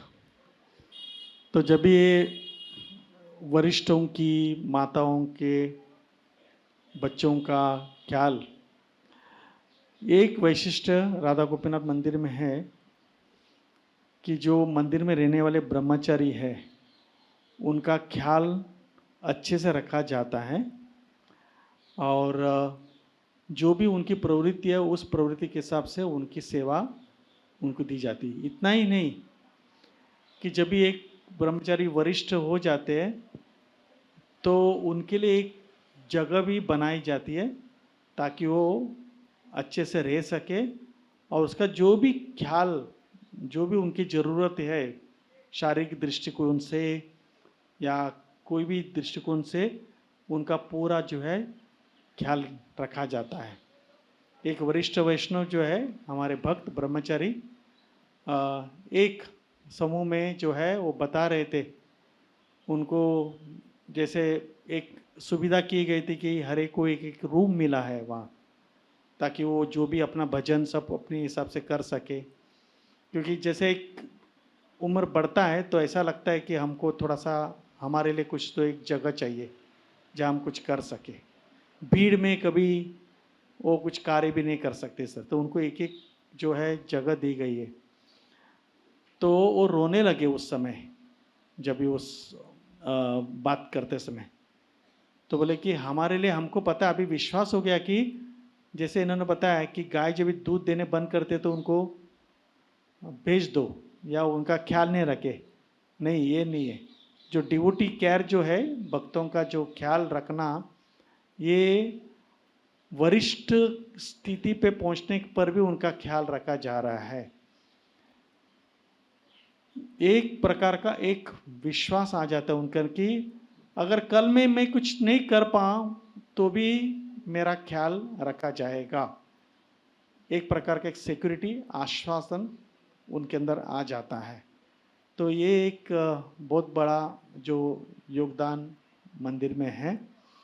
तो इसलिए जो है, जो मंदिर में रहने वाले ब्रह्मचारी जो है अपने बिना कोई चिंता के अपनी सेवा सब कर पा रहे हैं, कर रहे हैं इस तरह से। और जैसे बताया माताजी ने कि माताजियों को भी सेवा दी जाती है अपने अपने क्षमता के हिसाब से। वहाँ जो भी आए तो माताजियों के लिए भी स्पेशल सेवा भी हो जाती है, जो अनेक मंदिरों में भी नहीं दिखाई देता, लेकिन यहाँ है, वो फैसिलिटी दिए है। हरे कृष्ण। एक कहानी बताऊंगी, आप सबने सुनी होगी शायद। तो एक बार एक पति पत्नी में थोड़ी लड़ाई हो गई, होती है ना ऐसे। अभी रिसेंटली मैं ये कहती थी पहले, पर अभी मुझे वैलिडेशन मिला। सुधा मूर्ति जी जो है फेमस स्पीकर, उन्होंने भी ये कहा कि अगर पति पत्नी में बिल्कुल लड़ाई नहीं होती उसका मतलब वो पति पत्नी नहीं है, नॉट बोनाफाइड। तो उनको कोई गिफ्ट आ गया घर पे, तो पति ने कहा छुरी लेके आओ, ये गिफ्ट खोलना है मुझे, काटना है वो जो उसको जो कवरिंग है। तो पत्नी ने कहा कोई छुरी से थोड़ी ही काटता है, कैंची से काटना चाहिए, कैंची से करो। वो बोले नहीं, ये जो है ये पार्सल छुरी से ही अच्छे से कटेगा, मैं जो कह रहा हूँ वो करो, छुरी लेके आओ। वो कहती नहीं, कैंची ज़्यादा शार्प है। तो इस बात के ऊपर उनकी लड़ाई होती। लड़ाई करते करते बाहर आते हैं आंगन में कुआं रहता है, वहाँ पे भी लड़ाई करते हैं। तो पति को बहुत गुस्सा आता है। अच्छा, डिस्क्लेमर, मैं आपको ये सजेशन नहीं दे रही हूँ, ये सिर्फ एक कहानी है, ये सत्य नहीं है, इट इज़ फिक्शनल। तो ये सत्य गोपीनाथ प्रभु है, ये सत्य नहीं है। हाँ, तो वो कहते हैं कि अभी बस हो गया, मैं बोल रहा हूँ जो छुरी है ये ज़्यादा तेज़ होती है, कैंची नहीं। तो वो कहती नहीं, कैंची ज़्यादा तेज़ होती है। तो वो कहता है अगर तुमने अभी बहस बंद नहीं की मैं तुमको कुएं में फेंक दूंगा। तो वो कहती तुमको जो करना है करो, पर कैंची शार्प है। तो वो उसको उठा के कुएं में डाल देता है, डिस्क्लेमर नॉट अलाउड, हाँ, तो डाल देता है। फिर वो कहता है मैं ऊपर से रस्सी फेंकूंगा आपको, है ना, और आपको बाहर निकालूंगा, आप पहले एक्सेप्ट कीजिए कि छुरी ज़्यादा शार्प है। हम सबको पता है काटने के लिए क्या यूज़ होता है, कैंची। तो तो वो अपना छोड़ती नहीं है, वो कहती कि वो अंदर से भी वो ऐसा दिखाती है, डूब जाती है। डूब जाती है मतलब क्या, कि मैं बहुत बार मैरिज सेमिनार्स में ये बताती हूँ कि क्या डूबता है, संबंध डूबता है। क्योंकि मैं सही हूँ आप गलत है, ये बहस में क्या होता है, बहुत बार संबंध बिगड़ जाते हैं। पर भक्ति मार्ग में ऐसे मैं सही आप सही की बात ही नहीं होती है, कोई गलत नहीं होता है, सब जो है भगवान की सेवा के लिए ही एक साथ आ रहे हैं। तो एक दूसरे का दृष्टिकोण समझना कि अगर वो हमसे हट के कुछ कह रहे, वो भी भगवान के भक्ति के लिए ही कर रहे हैं। तो ये नहीं कि मैं सही हूँ तो वो गलत ही होंगे। अगर मैं ये सोचती हूँ कि मैं जो कह रही हूँ वो सही है और आप मैं जो कह रही हूँ उससे कुछ अलग कह रहे, तो आप गलत हो गए। नहीं, ज़रूरी नहीं है, दोनों सही हो सकते हैं, दोनों का दृष्टिकोण सही हो सकता है। कैंची से भी कट सकता है, छुरी से भी कट सकता है ना, वो अपना अपना प्रेफरेंस है। उसके लिए संबंध को ही मार दिया तो वो नहीं कर सकते। तो राधा गोपीनाथ मंदिर में हमने ये भी सीखा है कि मतभेद हो सकता है, there can be different opinions, it's okay to have different opinions, क्योंकि सभी जो मत है वो भगवान की सेवा के लिए होता है। तो इसीलिए हमारे जो काउंसिलर्स मीटिंग है उसमें वोटिंग होता है, सब लोग अपना अपना मत देते हैं, क्योंकि क्या पता कौन कौन सा मत दे दे, कोई भी कम इम्पोर्टेंट नहीं होता है। अभी भी मुझे एक याद है, गौरंग प्रभु ने एक बार ये पॉइंट बताया था कि भक्ति वेदांत मैनर जो है लंदन में, वहाँ पे किसी ने कुछ कंप्लेंट किया था नेबर्स ने वगैरह, तो वो जो मेन रास्ता है वो बंद कर दिया था मंदिर जाने का, और सभी भक्तों को बहुत कष्ट होता था क्योंकि बहुत बड़ा डिटूर लेके दर्शन के लिए जाना पड़ता था। तो लोगों का आना कम हो गया क्योंकि इतना लंबा डिटूर लेने के लिए सबको टाइम नहीं था। तो मंदिर में एक भक्त आता था, वो ज़्यादा कुछ करता नहीं था, ऐसे आता था, बैठता था, प्रसाद खाता था और जाता था। तो उसको सब लोग मतलब टपोरी, मतलब कुछ काम का नहीं है, वो इंग्लिश में कुछ अलग शब्द होगा पर हम टपोरी कहेंगे। तो तो ये डेली बैठता था। तो एक और आदमी आता था जो ऐसे हमेशा ऐसे लगता था कि वो थोड़ा ऐसा नशे में है और थोड़ा ठीक नहीं है यहाँ पे। तो ये दोनों साथ में बैठ के प्रसाद खाते थे। तो बोले एक टपोरी और एक भी ज्वाइन हो गया अभी उनमें, है ना, और एक ज्वाइन हो गया। तो एक बार ये दोनों बात कर रहे थे और कुछ तो हो गया, और इस भक्त ने उस आदमी को कहा, नए आदमी को, कि ऐसे ऐसे हो गया है तो लोग अभी नहीं आते क्योंकि रास्ता बंद हो गया। तो वो जो आदमी था उसने कहा मैं मार्गरेट से बात कर लूँगा, मैं मार्गरेट तक ये न्यूज़ पहुंचा दूंगा। मार्गरेट मतलब उसके कोई कजिन सिस्टर नहीं, कौन कौन है, प्राइम मिनिस्टर ऑफ इंग्लैंड थी वो। तो और फिर वो बात वो ख़त्म हो गई। तो ये भक्त ने आके मेन जो प्रेसिडेंट थे उनको बताया। तो बोले तो भी टपोरी वो भी टपोरी, को कहाँ मार्गरेट और वो कहाँ वो। पर एक्चुअली मार्गरेट थैचर की जो सेक्रेटरी थी ये उनको पहचानते थे, और एक्चुअली उनके बोलने से वो काम हो गया, उनको परमिशन मिल गया फिर से खुलने के लिए। तो हम किसी को भी अंडर एस्टिमेट नहीं कर सकते हैं। हमारे बीच में जो हमारे बाजू में बैठा है वो कौन है हमको पता भी नहीं होता है ना। तो इसीलिए सबको सम्मान, सबकी बात को सुनना और सहकार्य और सहयोग से जीना, ये जो मूड है। और ये जब होता है तो हम देखते हैं कि हमारा मन भी जो है शांत रहता है, हमारा मन भी जो है प्रसन्न, मतलब प्रसन्नता होती है हमारे मन में। क्योंकि भगवान जब यस्य प्रसादा भगवत प्रसादो, जब गुरु जो है संतुष्ट होते हैं, जब कृष्ण संतुष्ट होते हैं, तो फिर जो भी उस कॉन्ग्रीगेशन में है उनको भी उसका एक भाग मिलेगा ही ना, सबको मिलेगा वो प्रसाद संतुष्टि का। तो ये बात को आप अगर ये पूरे लेक्चर में से यही याद रखेंगे कि पति ने पत्नी को कुएं में डाला, तो देन फिर I this lecture big major failure, आज का प्रोग्राम वो भूल जाइए। पॉइंट है कि सहकार्य से जीना है। हरे कृष्णा।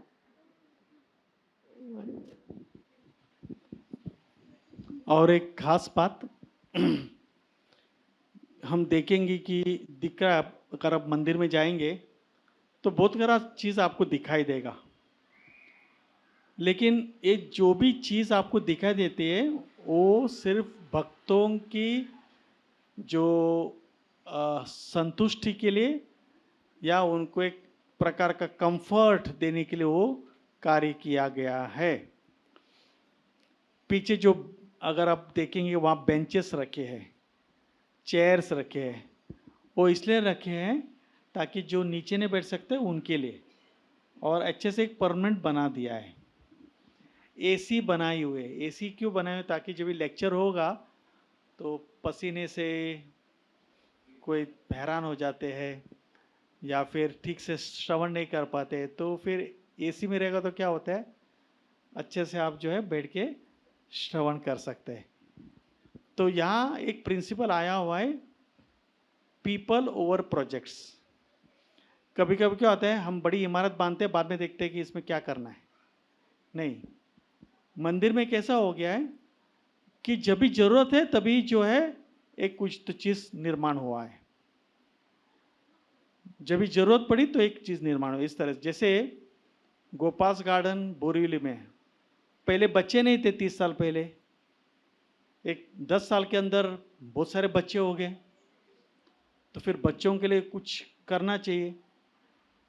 बाहर के वातावरण में जाएंगे तो कोई कोई बहुत सारी चीज़ होती है, तो उसके लिए फिर स्कूल निर्माण हो गया जो गोपास गार्डन के नाम से मशहूर है।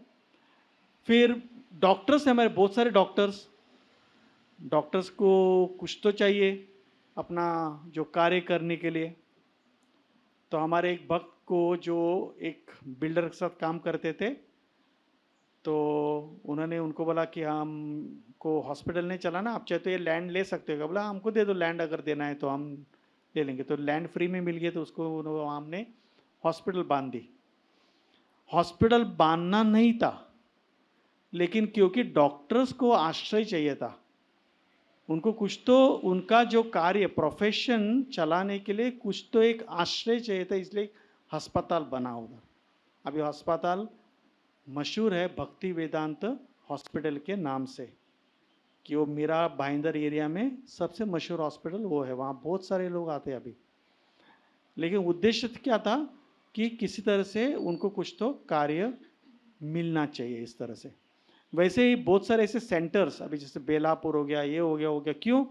क्योंकि एक भक्त ने एक डिसीजन लिया कि हमको यहाँ कुछ शुरू करना है, तो फिर एक सेंटर बन गया।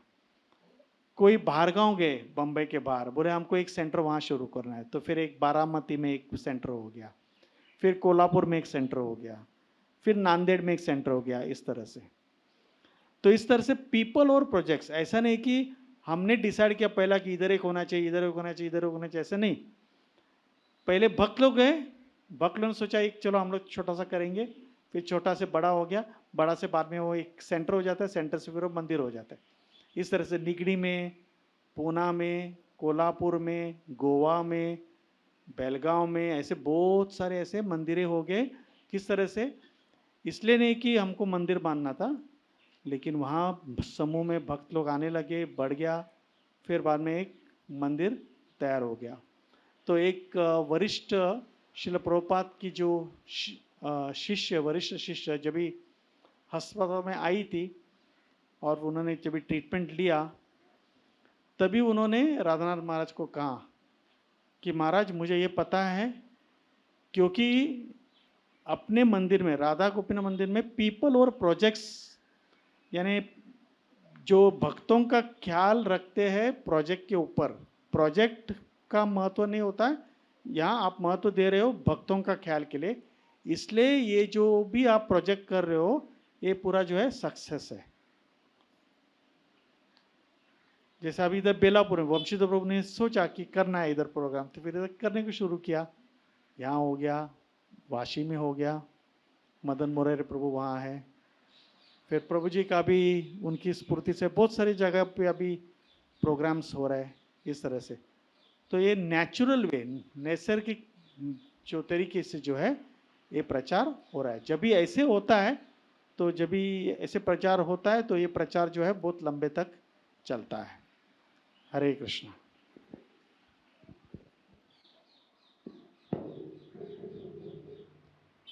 तो अगर हम ये कल्चर को और फैलाना चाहते, मतलब ये जो राधा गोपीनाथ मंदिर का जो कल्चर हमने जो अभी इसके बारे में चर्चा की, हम अगर इसको स्प्रेड करना चाहते हैं तो हम अपने मतलब पर्सनल हम क्या कर सकते हैं ये कल्चर को मेंटेन करने के लिए और स्प्रेड करने के लिए?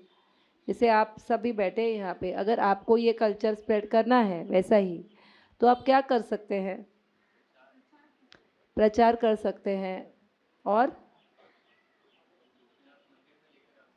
गोपीनाथ मंदिर में लेके जा सकते हैं, और हाँ, जीवन में भी उतारना पड़ेगा। और पीछे कोई सुनाई दे रहा है, पीछे जो बैठे हैं? हाँ,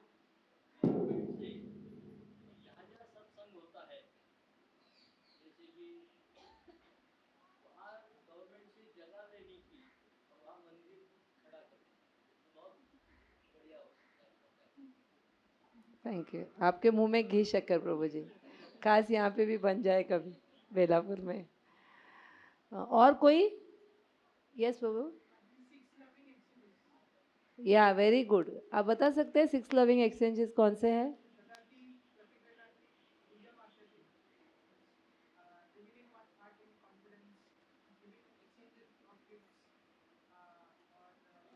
भुंगते भोजयते चैव। हाँ, yes, very nice point, thank you. प्रभु जी कह रहे हैं कि जो रूप गोस्वामी ने नेक्टर ऑफ इंस्ट्रक्शन में बताया है कि ये जो प्रीति लक्षणम है, ददाति प्रति गृहणाति गुह्यम आख्याति पृच्छति भुंगते भोजयते चैव षड्वीर प्रीति लक्षणम की।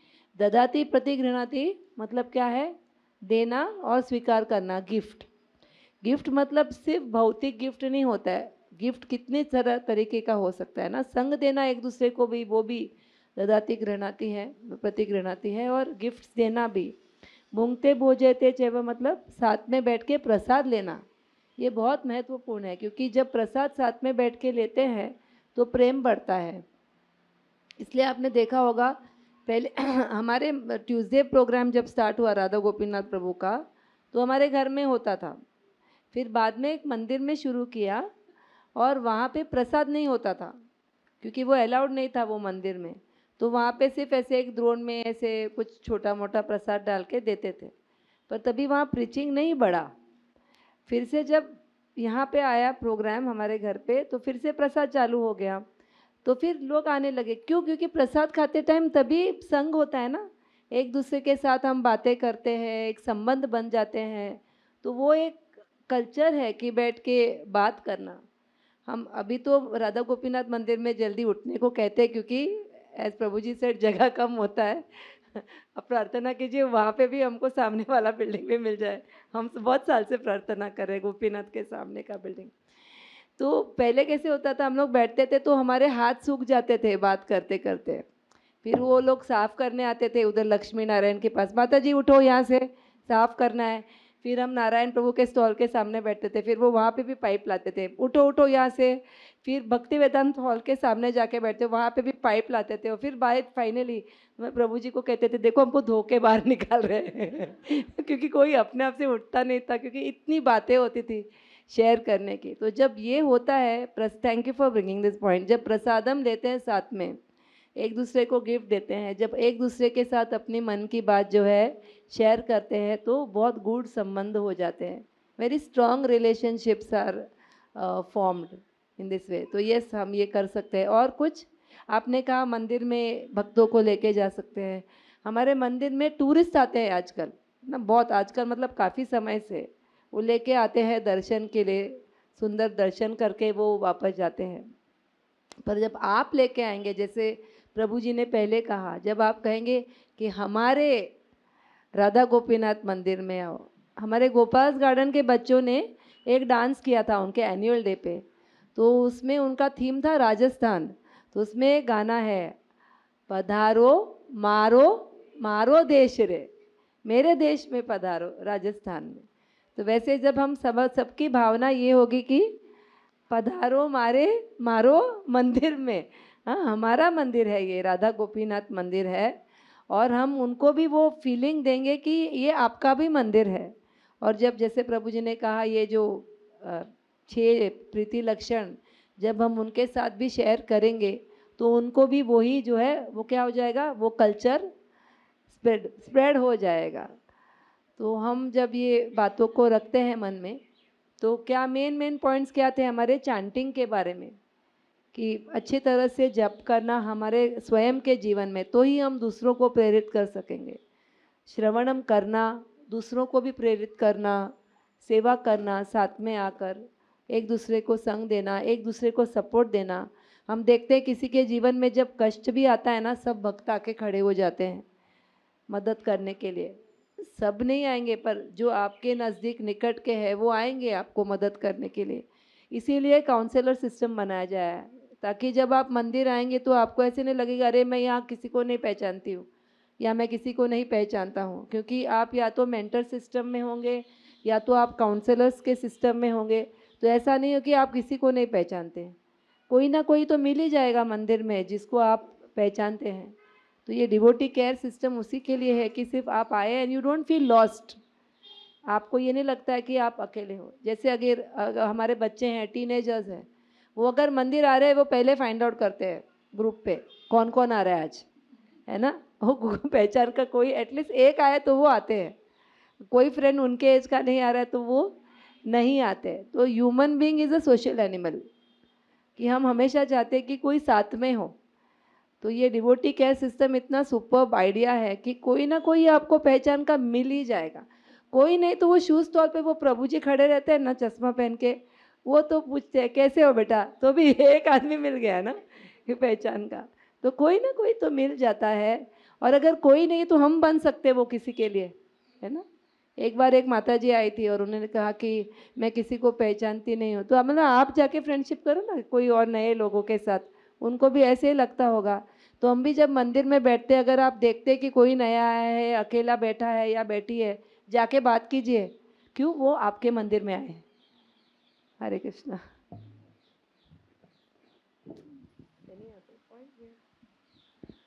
और एक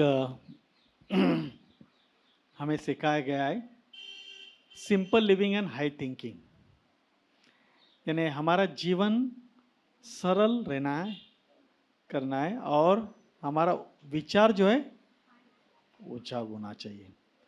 ये हमें सिखाया गया है कि किस तरह से जो भी हम कार्य करते इस तरह से करें, या इस तरह से हम रहे जिससे अपना जो विचार और भी ऊंचा होते रहे, और अपना जो रहन सहन है वही सिंपल होना चाहिए।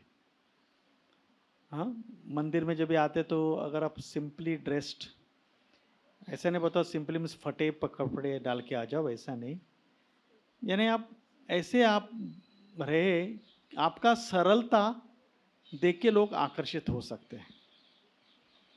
सरलता यही वैष्णव आचार, तो सरलता से जो है लोग आकर्षित होते हैं। और आपका जो विचार जो है ना, विचार ऊंची होनी चाहिए। विचार है क्या, हमारा लक्ष्य क्या है, इस तरह से वैसा ये सिखाया गया है हमें। तो हम देखते हैं कि बहुत सारे भक्तों के जीवन में उनका रहन सहन एकदम सिंपल, लेकिन उनके विचार जो है एकदम ऊंचा। इस तरह से बहुत सारे भक्त हैं जिससे हम वहाँ प्रेरणा लेते हैं उनसे। हमारे परम पूज्य राधानाथ स्वामी महाराज का ही हम देखते हैं, 30 साल पहले का जो रूम है ना, उनका जो रूम वैसे का वैसे ही है। मंदिर आलीशान हो गया है, प्रचार भी बहुत बढ़ गया है, तो उनका भी रूम बड़ा होना चाहिए था। जब उनका डबल रूम किया तो बोले क्या फुटबॉल ग्राउंड बनाया क्या, ऐसा पूछा उन्होंने, तो फिर से छोटा करना पड़ा। और सोते नीचे ही, पलंग पे भी नहीं सोते, जमीन पे सोते। उनके जो भी रहन सहन एकदम सरल, लेकिन उन्होंने कितने जन को प्रेरित किया है। कितने सारे ब्रह्मचारी जो बाहर जाते हैं, पठन पाठन, ये उनका कार्य चालू रहता है।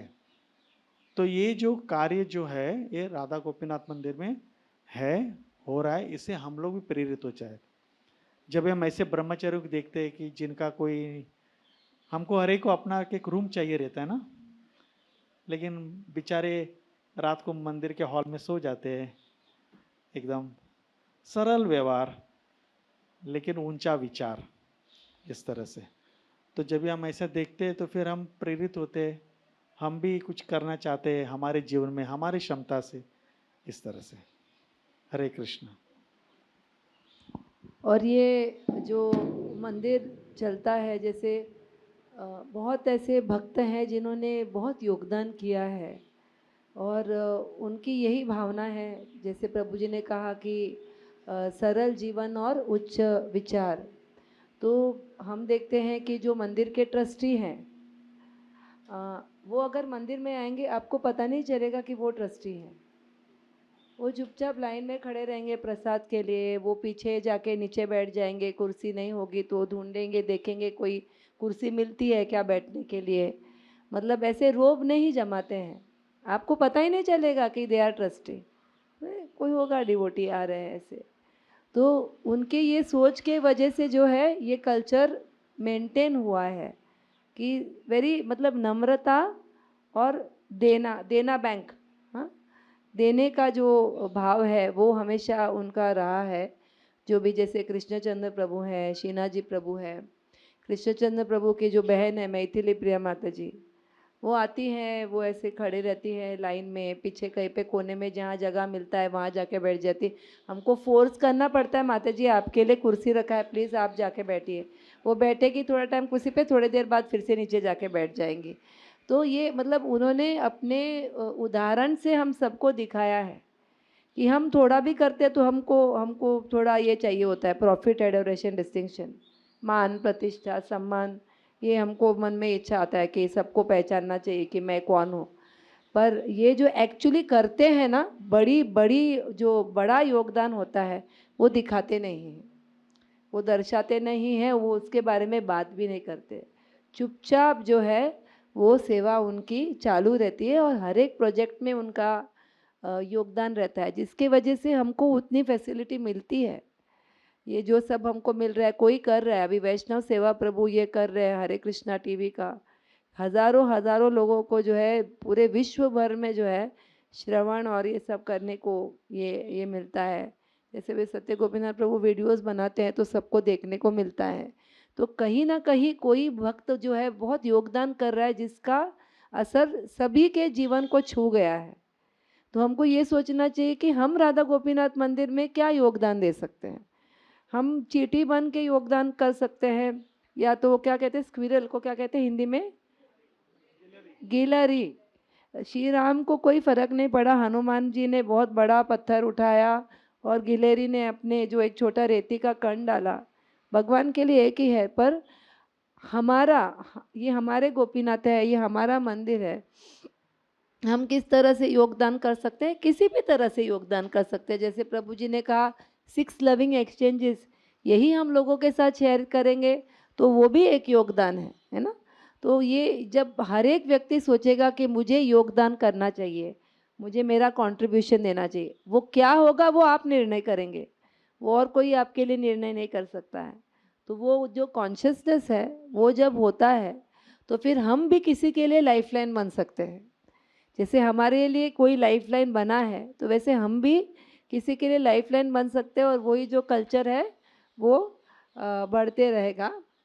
और एक बात करनी थी कि क्या है, हाँ, कि कितने छोटे मोटे जो चीज़ें होती है, जैसे छोटे बच्चे को का जन्म होता है तो उसका नामकरण करना, उसका नाम देना, उसमें भी भक्तों का योगदान होता है, सीनियर्स का होता है। कभी राधानाथ स्वामी महाराज होते हैं तो कभी सीनियर ब्रह्मचारीज होते हैं या कभी सीनियर डिवोटीज होते हैं, वो नाम दे देते हैं उस बच्चे को। क्यों? क्योंकि ये अभी आपकी फैमिली ही बन जाती है। या कोई अगर शरीर छोड़ रहा है तो उस समय पे उनको सपोर्ट चाहिए होता है, तो भक्त आते हैं, योगदान देते हैं। उस समय पे क्या सबसे बड़ा सपोर्ट तो वही टाइम पे चाहिए होता है ना। मृत्यु के समय पे हम कोई भी हो, हम करोड़पति हो, कोई भी हो, हम पूरा हेल्पलेस बन जाते हैं।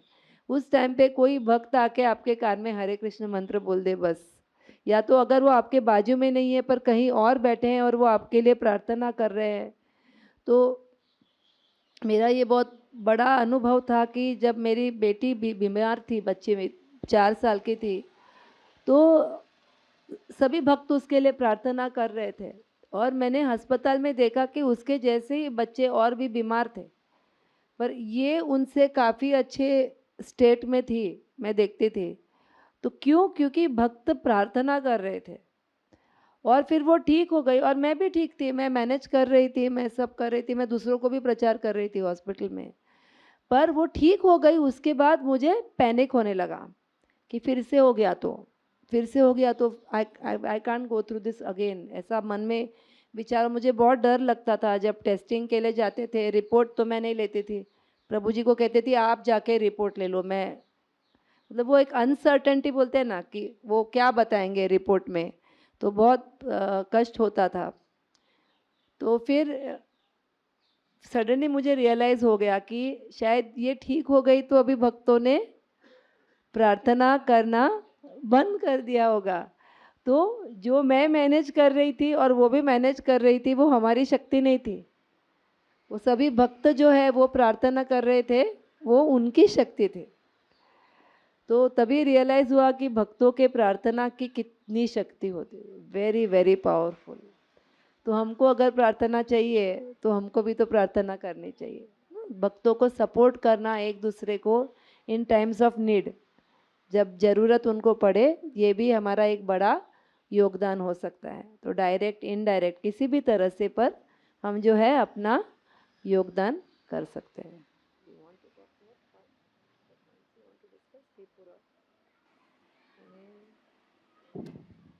हरे कृष्णा। तो एक और एक गुण जो लक्षण हमें दिखाई देता है या फिर हमको सिखाया गया है, वो है दासत्व भावना, दास दासानुदास। तो ऐसे बताया जाता है कि इस दुनिया में किसी का दास बनना है ना, बहुत एकदम ऐसा लगता है कि अपना लेवल के नीचे है ना। लेकिन आध्यात्मिक जीवन में दास बनना एक बहुत बड़ी पदवी है। दासों का दास बनना और भी बड़ी पदवी है, दास दासानुदास बनना और भी बड़ी पदवी है। क्योंकि हमें सिखाया गया है कि आध्यात्मिक जगत में जो है कृष्ण को प्रसन्न करने के लिए राधा रानी है, राधा रानी को सहायता कर रहे गोपियाँ, गोपियाँ को सहायता कर रहे मंजरी। और जो मंजरी जो है इस कलयुग में चैतन्य महाप्रभु के आंदोलन में जो है वो सब जो है उनके अनुयायी बन के आए हुए हैं। रूप मंजरी, लबंग मंजरी, ऐसे बहुत सारे। तो हमें ये सिखाया गया है कि दास दासानुदास, यानी आप जितना आप दासत्व भावना में हो उतना जो है आपको भी सेफ है आप भी, और साथ साथ जो है आप भगवान को भी प्रसन्न कर पाएंगे। परम पूज्य राधा स्वामी महाराज बता रहे थे कि इस भौतिक जगत में हम क्या करते, हम बॉसानु बॉस बनते हैं, बॉस के ऊपर बॉस, बॉस के ऊपर बॉस।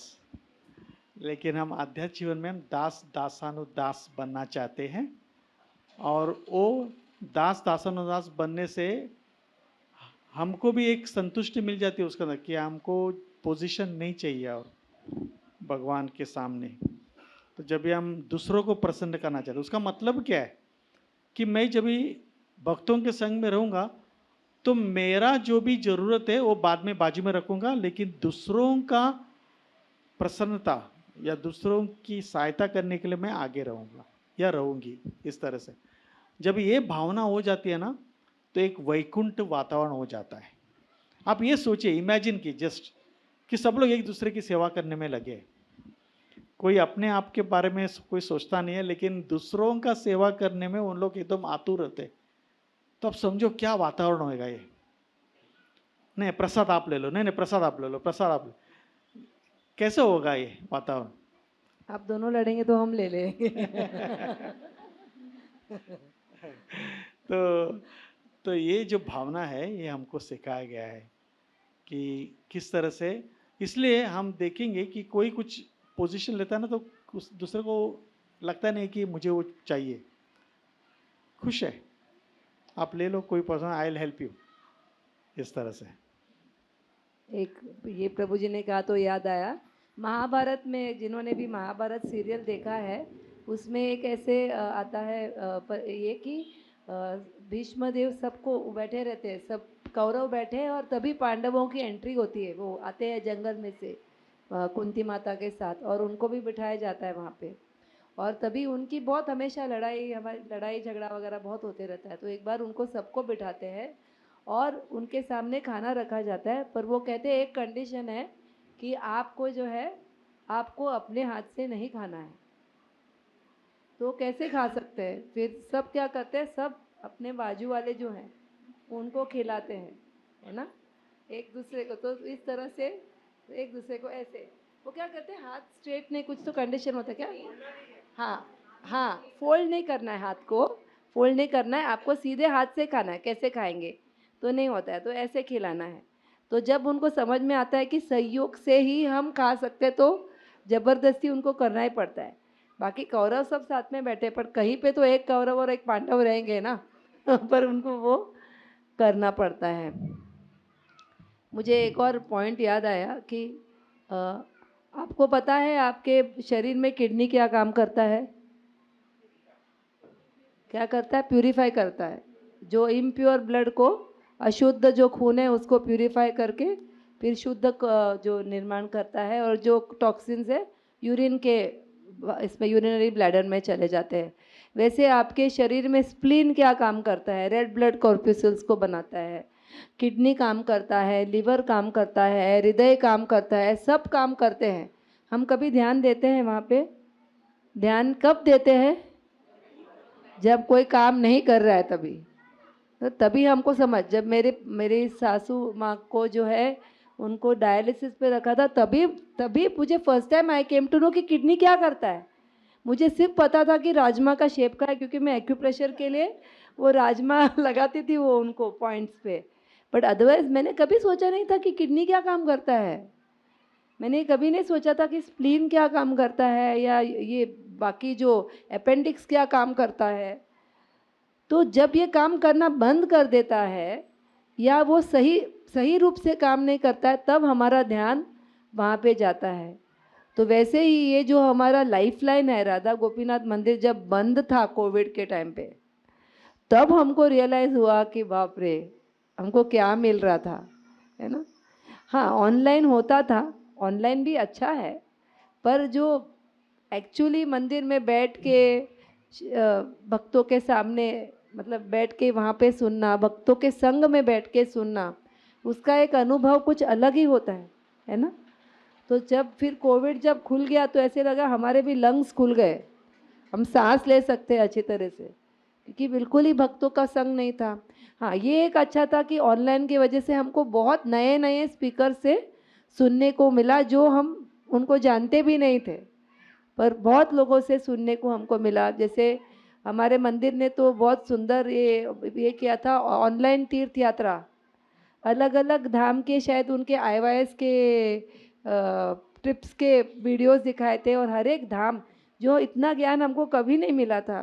वो अपना गुरुवायूर है, अहोबिलम है, हर एक जगह के बारे में अभी भी है वो, अभी भी आप देख सकते हैं। आप अगर टाइप करेंगे ऑनलाइन तीर्थ यात्रा अहोबिलम, आपको हिंदी और इंग्लिश दोनों में आपको मिलेगा लेक्चर उसके बारे में, और हर एक जगह की आपको वो उसके बारे में पता चलेगा, हर एक जगह का सुंदर दर्शन, जो हमको शायद वहाँ पर्सनली जाते हैं तो गुरुवायूर में इतना दर्शन इजीली नहीं मिलता है।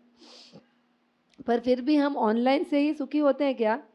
नहीं ना, पर्सनल दर्शन के लिए जाना होता है। तो राधा गोपीनाथ का मंदिर जब बंद था तो हम सब डिवोटीज को बहुत ऐसा कि कभी खुलेगा, कभी हम दर्शन के लिए जाएंगे। तो जब कुछ मिलता नहीं है तभी उसका महत्व और उसका वैल्यू जो है हमको समझ में आता है। तो हम क्यों ना उसका अभी से ही वो वैल्यू करें। Thank you very much. Hare Krishna.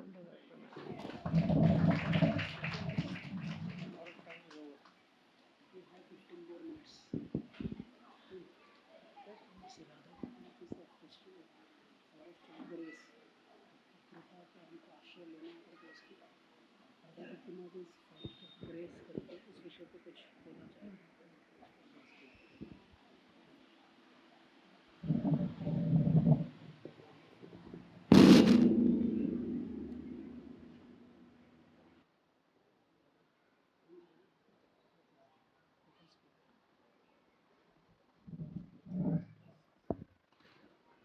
और एक पॉइंट याद आया कि जैसे रेगिस्तान में जब हम चलते हैं ना, तो कई कई जगह मिराज होता है। मिराज समझते हैं आप? उसको क्या कहते हैं हिंदी में? हाँ, मृग तृष्णा। कि बहुत गर्मी की वजह से कभी कभी रास्ते पे, जैसे हम लोग दुबई गए थे, रास्ते पे ऐसे लगता था सामने पानी है, पर वो मिराज वो ऐसे अपियर होता था कि वहाँ पे पानी है, पर पानी नहीं होता है। कहीं कभी रेगिस्तान में चलते चलते आपको लगेगा वहाँ पे पानी है, पर हाथ में लेंगे तो गर्म रेती आएगी आपके हाथ में, तो वो मिराज होता है। पर कभी कभी जो है रेगिस्तान में एक होता है ओएसिस। ओएसिस का हिंदी शब्द पता नहीं मुझे, कोई अगर देख के बता सकता है तो बताइए। कि एक्चुअली ऐसे एक जगह होती है जहाँ पे पानी होता है और जहाँ पे हरियाली होती है, वरना रेगिस्तान में हमको कहीं पे जो है ये हरियाली प्राप्त नहीं होती है। तो जब हमको श्रील प्रभुपाद ने जो मंदिर खोले हैं ये इस रेगिस्तान में, रेगिस्तान क्यों है? सूखा है, गर्मी है, तनाव है, आदि भौतिक, आदि दैविक, आध्यात्मिक क्लेश कितने होते हैं। एक बार राधानाथ स्वामी महाराज ने कहा था कि दुर्गा देवी एक्सपर्ट है कंस्ट्रक्शन में। क्यों? She has built a prison house without walls. उन्होंने ऐसा जेल बनाया है जिसके दीवारें नहीं है, पर फिर भी इसमें से कोई बाहर नहीं जाता है, सब लोग वहीं रहना चाहते हैं।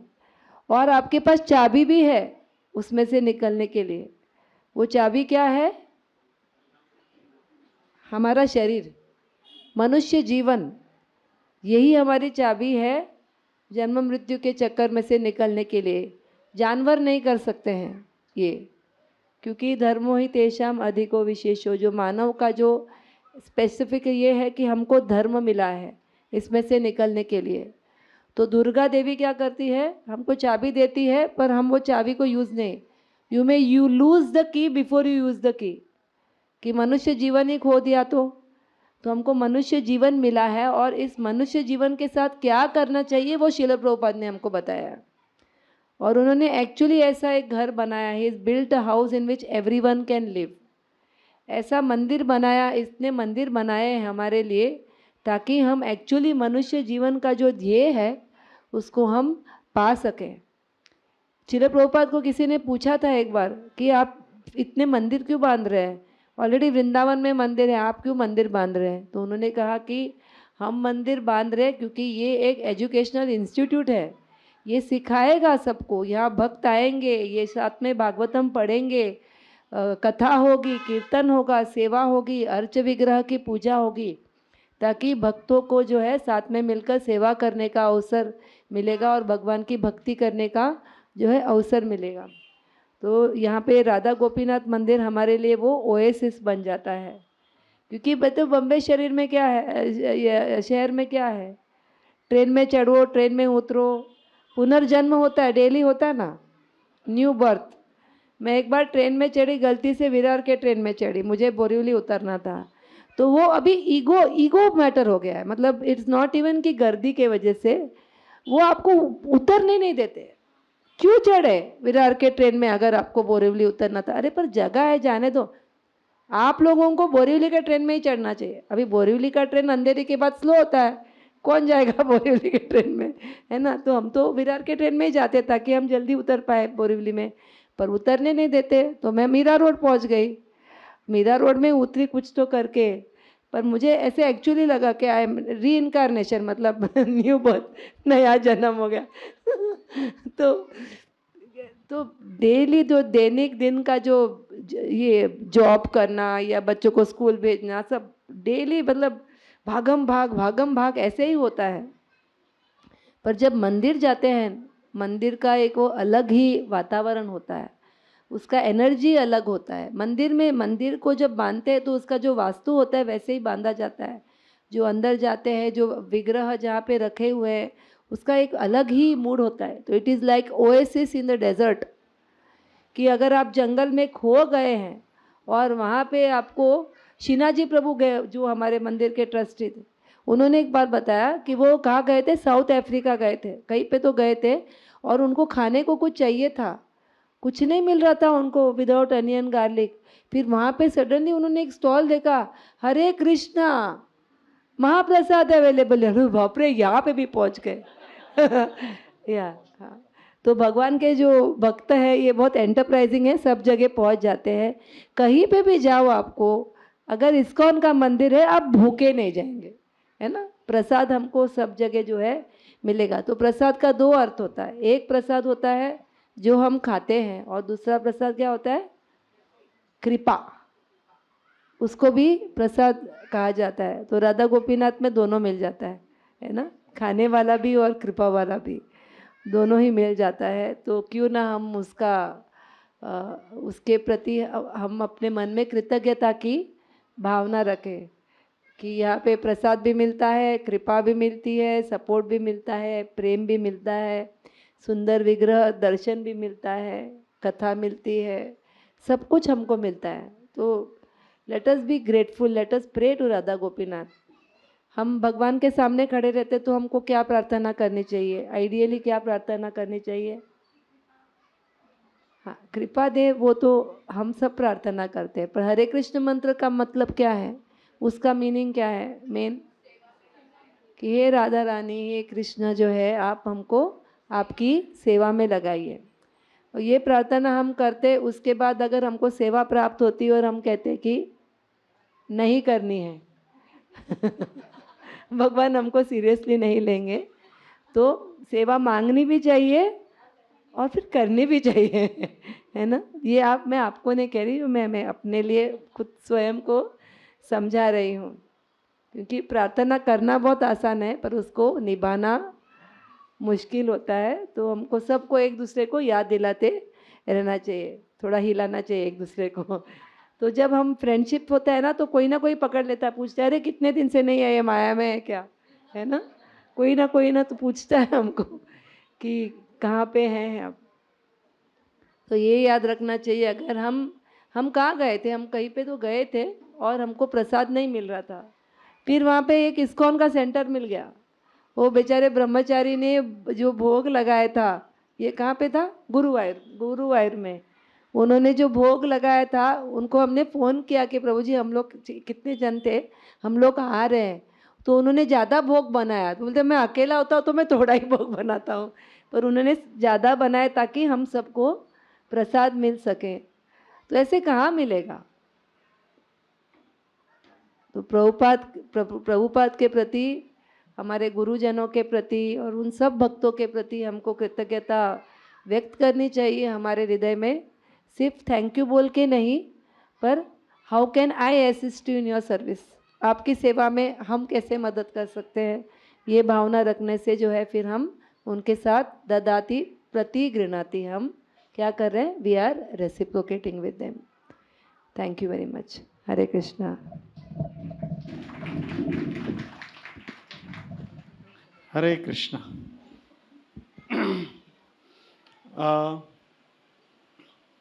परम पूज्य राधानाथ स्वामी महाराज बताते थे हमको, अभी भी बताते हैं कि जो भी आपको मिला है वो दूसरों को बांटना चाहिए, लेकिन मिलने के लिए तो कम से कम आपको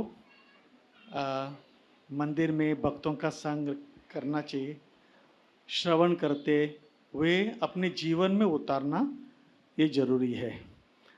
क्योंकि स्वीकार करना यानी मतलब क्या, कि अपने जीवन में उतारना। बहुत सारे लोग यहाँ बेलापुर में या अगर यहाँ वहाँ रहते तो उनके लिए राधा गोपीनाथ मंदिर आना भी बहुत लंबा होता है। लेकिन एक निवेदन है कि जितना हो सके, अगर हो सका तो महीने में एक बार आके एक प्रकार का एक अलग रस का आस्वादन आप कर सकते हो। और जब भी आप यहाँ हो तभी अपने जीवन में उतार के एक उदाहरण बन सकते हो। You can become a good example, आप उदाहरण लोगों के लिए बन सकते हो। जैसे बताया इन्होंने कि एक माता जी आई है और बोली कि मुझे कोई नहीं मिलता, बोले लेकिन आप बनो ना उदाहरण, इस तरह से।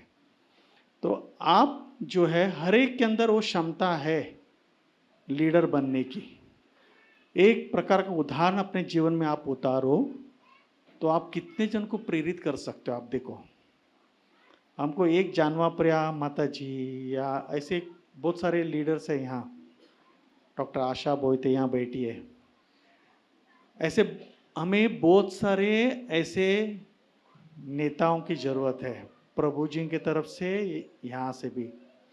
तो जब भी हम ऐसे लीडर बनते हैं, एक उदाहरण बनते हैं लोगों के लिए, तो फिर एक संघ तैयार हो जाता है, एक भक्त का एक संघ महसूस हो जाता है। फिर जो मूड है, जो अभी हमने सुना, वो मूड यहाँ भी आप निर्माण कर सकते हो, है कि नहीं?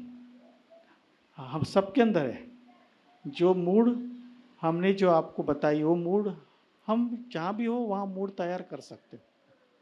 तो फिर एक तरह का एक अलग वातावरण हो जाता है। लेकिन जब भी भक्त लोग कोई आपके साथ संग में आते हैं, तो उनको वही मूड महसूस होगा जो राधा गोपीनाथ मंदिर में वो मूड है। तो ऐसा मूड यहाँ भी निर्माण हो रहा है डेफिनेटली, मुझे तो लग रहा है यहाँ है ऑलरेडी है इधर अच्छा से मूड। लेकिन और भी अच्छा कर सकते हैं। ऊंचा विचार सरल आचार, इस तरह से। हरे कृष्णा। बस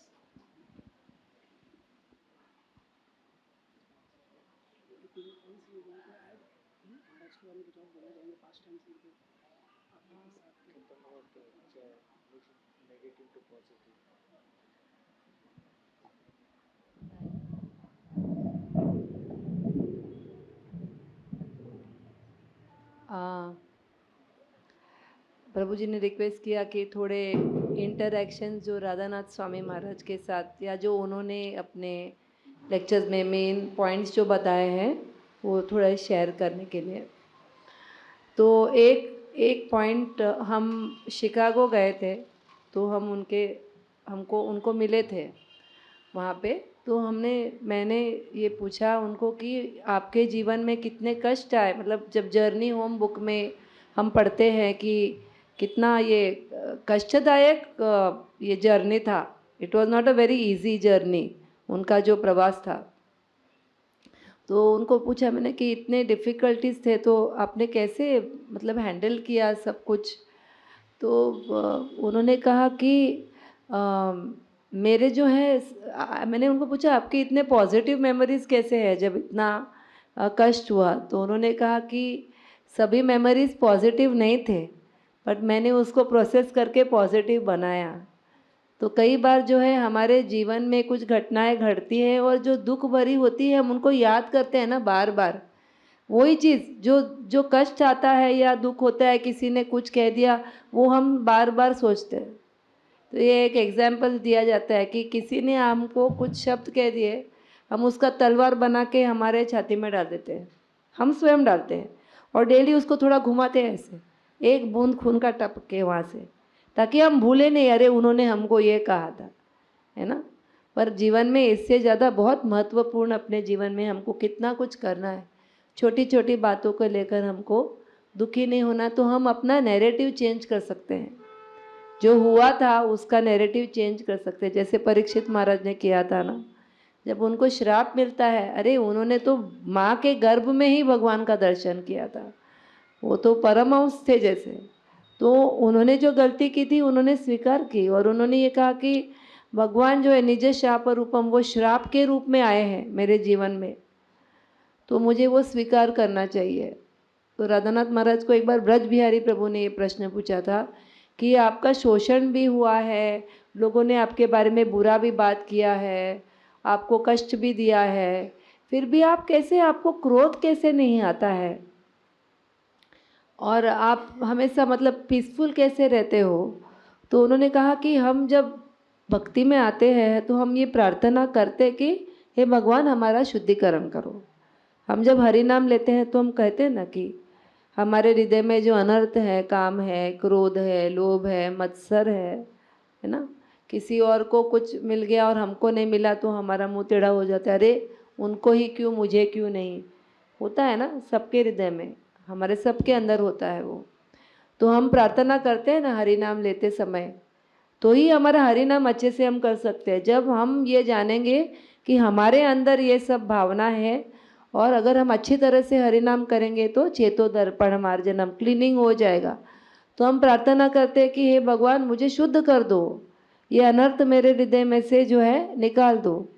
तो फिर वो शुद्ध करने के लिए स्वयं भगवान नहीं आने वाले, कि हम कंस जितने अभी तक वो लेवल तक उतना हमारा एडवांसमेंट नहीं हुआ कि भगवान स्वयं आएंगे मारने के लिए उतना भी एडवांसमेंट नहीं हो। तो फिर क्या कैसे आएंगे? किसी ना किसी को तो बनाएंगे ना, इंस्ट्रूमेंट, साधन बनाएंगे हमारा शुद्धिकरण। कभी वो हमारे पार्टनर हो सकते हैं, बच्चा हो सकता है, कभी और कोई डिवोटी हो सकता है, विरार ट्रेन में जाने वाला आपका पार्टनर हो सकता है, कोई भी हो सकता है जो हमारा शुद्धिकरण करने के लिए, कि चेक करने के लिए कि हाँ आप बोल रहे आपको नम्र बनना है, बनो अभी, है ना। तो महाराज ने क्या कहा कि मैं शुद्धिकरण के लिए प्रार्थना कर रहा हूँ। तो फिर जो भगवान किसी को साधन बनाते हैं मेरे शुद्धिकरण का, फिर मैं उनको उन पे कैसे क्रोध कर सकता हूँ? Then Krishna will not take me seriously. भगवान किसी को तो बोलेंगे ना करने के लिए। अगर कोई कहता है मुझे आर्मी ज्वाइन करना है, तो आर्मी के ट्रेनिंग बहुत कड़क होती है, और वहाँ के जो ऑफिसर्स होते हैं जो वो भी काफ़ी कड़क होते हैं। वहाँ जाके अगर आप रोएंगे, कहेंगे अरे आपने मुझे ऐसे कहा, उसने कहा, तो बोले आर्मी ज्वाइन क्यों किया फिर, है ना। तो हम सब भर्ती हो गए हैं श्रील प्रभुपाद के आर्मी में हमको छोड़ना भी नहीं है ना।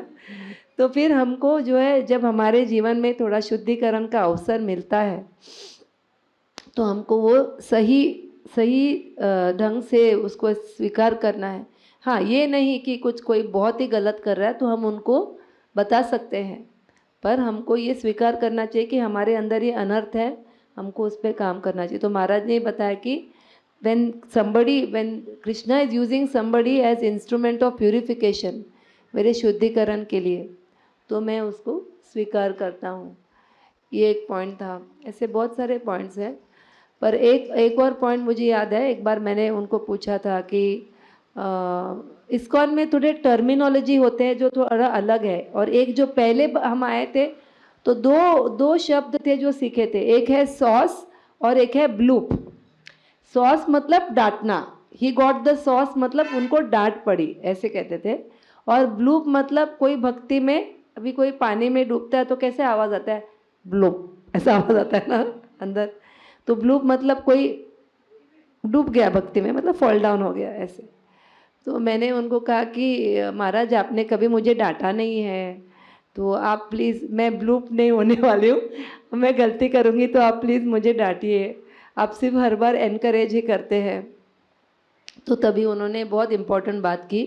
उन्होंने कहा कि जब मैं व्यासासन पे बैठता हूँ और जब मैं लेक्चर देता हूँ, तो ये जो मेरे जो इंस्ट्रक्शंस है मेरे भागवतम क्लास में जो है, ये आप सबके लिए पर्सनल इंस्ट्रक्शंस है। If the shoe fits wear it, अगर वो आपके लिए उचित है, वो जो इंस्ट्रक्शन दिया गया है, व्हाट इज इट इंस्ट्रक्शन, आदेश, तो जब जो मैं कह रहा हूँ अगर वो आपके लिए आप उचित समझते हो, तो उसको take it as a personal instruction. तो फिर मैंने उसका दूसरा भाग भी सोचा मन में कि इसका मतलब जो हमको पर्सनली जब मिलते हैं कभी और स्माइल करते हैं या कहते हैं, तो वो हमको प्रोत्साहित करने के लिए है। पर एक्चुअली हमको अगर इंस्ट्रक्शन चाहिए, हमको भागवतम क्लास में हम जब सुनते हैं, तो हमको वो हमारे लिए एक पर्सनल इंस्ट्रक्शन के रूप में हमको स्वीकार करना चाहिए। तो ये एक और बात है। ऐसे बहुत सारे बातें हैं जो उन्होंने कही है। एक और राधेश्याम प्रभु ने ये बताई थी बात। उन्होंने कहा कि महाराज आपके गुरु भाई भी कभी कभी अलग सोचते हैं आपसे। कोई भी टॉपिक पे अलग अलग मत हो सकते हैं ना, एक ही मत होना चाहिए ऐसा नहीं है, तो अलग अलग मत हो सकते हैं। तो फिर आप कैसे डील करते हैं? क्योंकि हम लोग तो नॉर्मली सोचेंगे, जैसे मैंने कहा कि अगर मैं कुछ सोच रही हूँ वो सही है मुझे लगता है, और आप कुछ सोच रहे और आप कुछ अलग सोच रहे हैं, तो मैं सही हूँ, आप अलग सोच रहे मतलब आप गलत ही होंगे। नॉट नेसेसरी, दोनों सही हो सकते हैं। तो राधानाथ महाराज ने क्या किया, वहाँ किसी के घर में थे वो, और ऐसे टेबल पे वो रखते हैं ना शो पीस, कांच के बोल में अलग अलग रंगित रंग बिरंगी अलग अलग पेबल्स स्टोन्स ऐसे रखते हैं शो के, हाँ गोटी या पत्थर भी अलग अलग शेप के रखते हैं ना। तो उसमें काले और सफ़ेद थे स्टोन। तो महाराज ने वो अलग किए, सफ़ेद अलग किए, काले अलग किए, और उन्होंने कहा ये जो सफ़ेद है ये हमारे जो कॉमन मतलब जो हम एक जैसा सोचते हैं, जहाँ हमारे एक जैसे विचार है, ये वो सफ़ेद पत्थर है। और ये काले जो है जहाँ पे ये मतभेद है, तो मैं ये वाइट पे फोकस करता हूँ। तो तब वैसे करेंगे तभी जाके जो है एकता बनी रहेगी ना, तभी सहकार्य होगा, तभी सहयोग होगा। हमारी अगर अपेक्षा है कि मतभेद कभी होना ही नहीं चाहिए, तो फिर क्लेश होगा, तो फिर संघर्ष होगा, है ना? जैसे पति पत्नी में, माँ बेटी में, पिता और बेटे में भी लड़ाई होती है ना? तो हम अलग अलग वातावरण से आ रहे हैं, अलग अलग अपब्रिंगिंग हुआ है, अलग अलग फैमिली से, कल्चर से आए हैं, तो मतभेद होने ही वाला है। तो मतभेद को स्वीकार करना चाहिए और साथ में सहयोग भी हमको रखना चाहिए।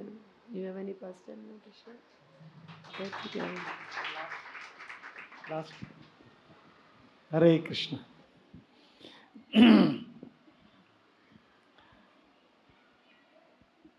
अभी थोड़े समय पहले, यानी 1-2 महीने पहले, मैंने उनका व्यवहार देखा, किस तरह से लोगों का साथ व्यवहार करते हैं। तो एयरपोर्ट पे थे, तो जिन्होंने उनको जो बोर्डिंग पास दिया, उनको महाराज बोले थैंक यू। एयरपोर्ट से विमान जो जहाँ ये है एरोप्लेन है वहाँ तक लेके बस वाले को थैंक यू बोला, उधर के एयर होस्टेस को थैंक यू बोला, उतरते फिर से ऐसे सबको थैंक यू बोलते गए। तो मुझे ये याद आई 20 साल पहले की बात, जहाँ वो एक लेक्चर में बता रहे थे कि आपके प्लेट में एक चपाती आने के लिए पूरा सृष्टि आपके लिए काम कर रहा है।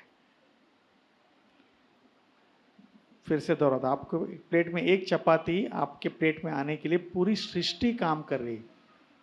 हम जब ये दास दासानुदास के बारे में बात करें तो इसमें हमको पता चलता है। अभी एक चपाती रोटी आपके प्लेट में आने के लिए पहले तो क्या होना चाहिए? हाँ, पहला फील्ड होना चाहिए। फिर फील्ड होगा तो बस हो गया क्या? नहीं, पहले तो बारिश होनी चाहिए। फार्मर होना चाहिए। हाँ, पहले बारिश तो होनी चाहिए, यानी सृष्टि का, दैवी सृष्टि आपके कार्य में लगी हुई है। बारिश होने को उसके अंदर बीज बोनी चाहिए। किसके? गेहूँ के। कौन करेगा वो? किसान करेगा, मेहनत करेगा उतना। फिर बाद में फिर जब भी फसल तैयार होता है तो फिर फसल काटेंगे। फसल काटेंगे के लिए क्या चाहिए आपको? कुछ तो चाहिए, आरी चाहिए, कुछ तो चाहिए काटने के लिए। वो कहाँ बनती है? लोहा के फैक्ट्री में बनेगी, बराबर है? नहीं तो ट्रैक्टर होगा जो भी निकालना है, फिर उसमें से जो है आपको सब निकालने पड़ेंगे जो अनाज है। फिर वहाँ से ट्रांसपोर्ट करना पड़ता है। किधर ट्रांसपोर्ट करना पड़ता है? शहर में। और ट्रांसपोर्ट मैंने कौन सा?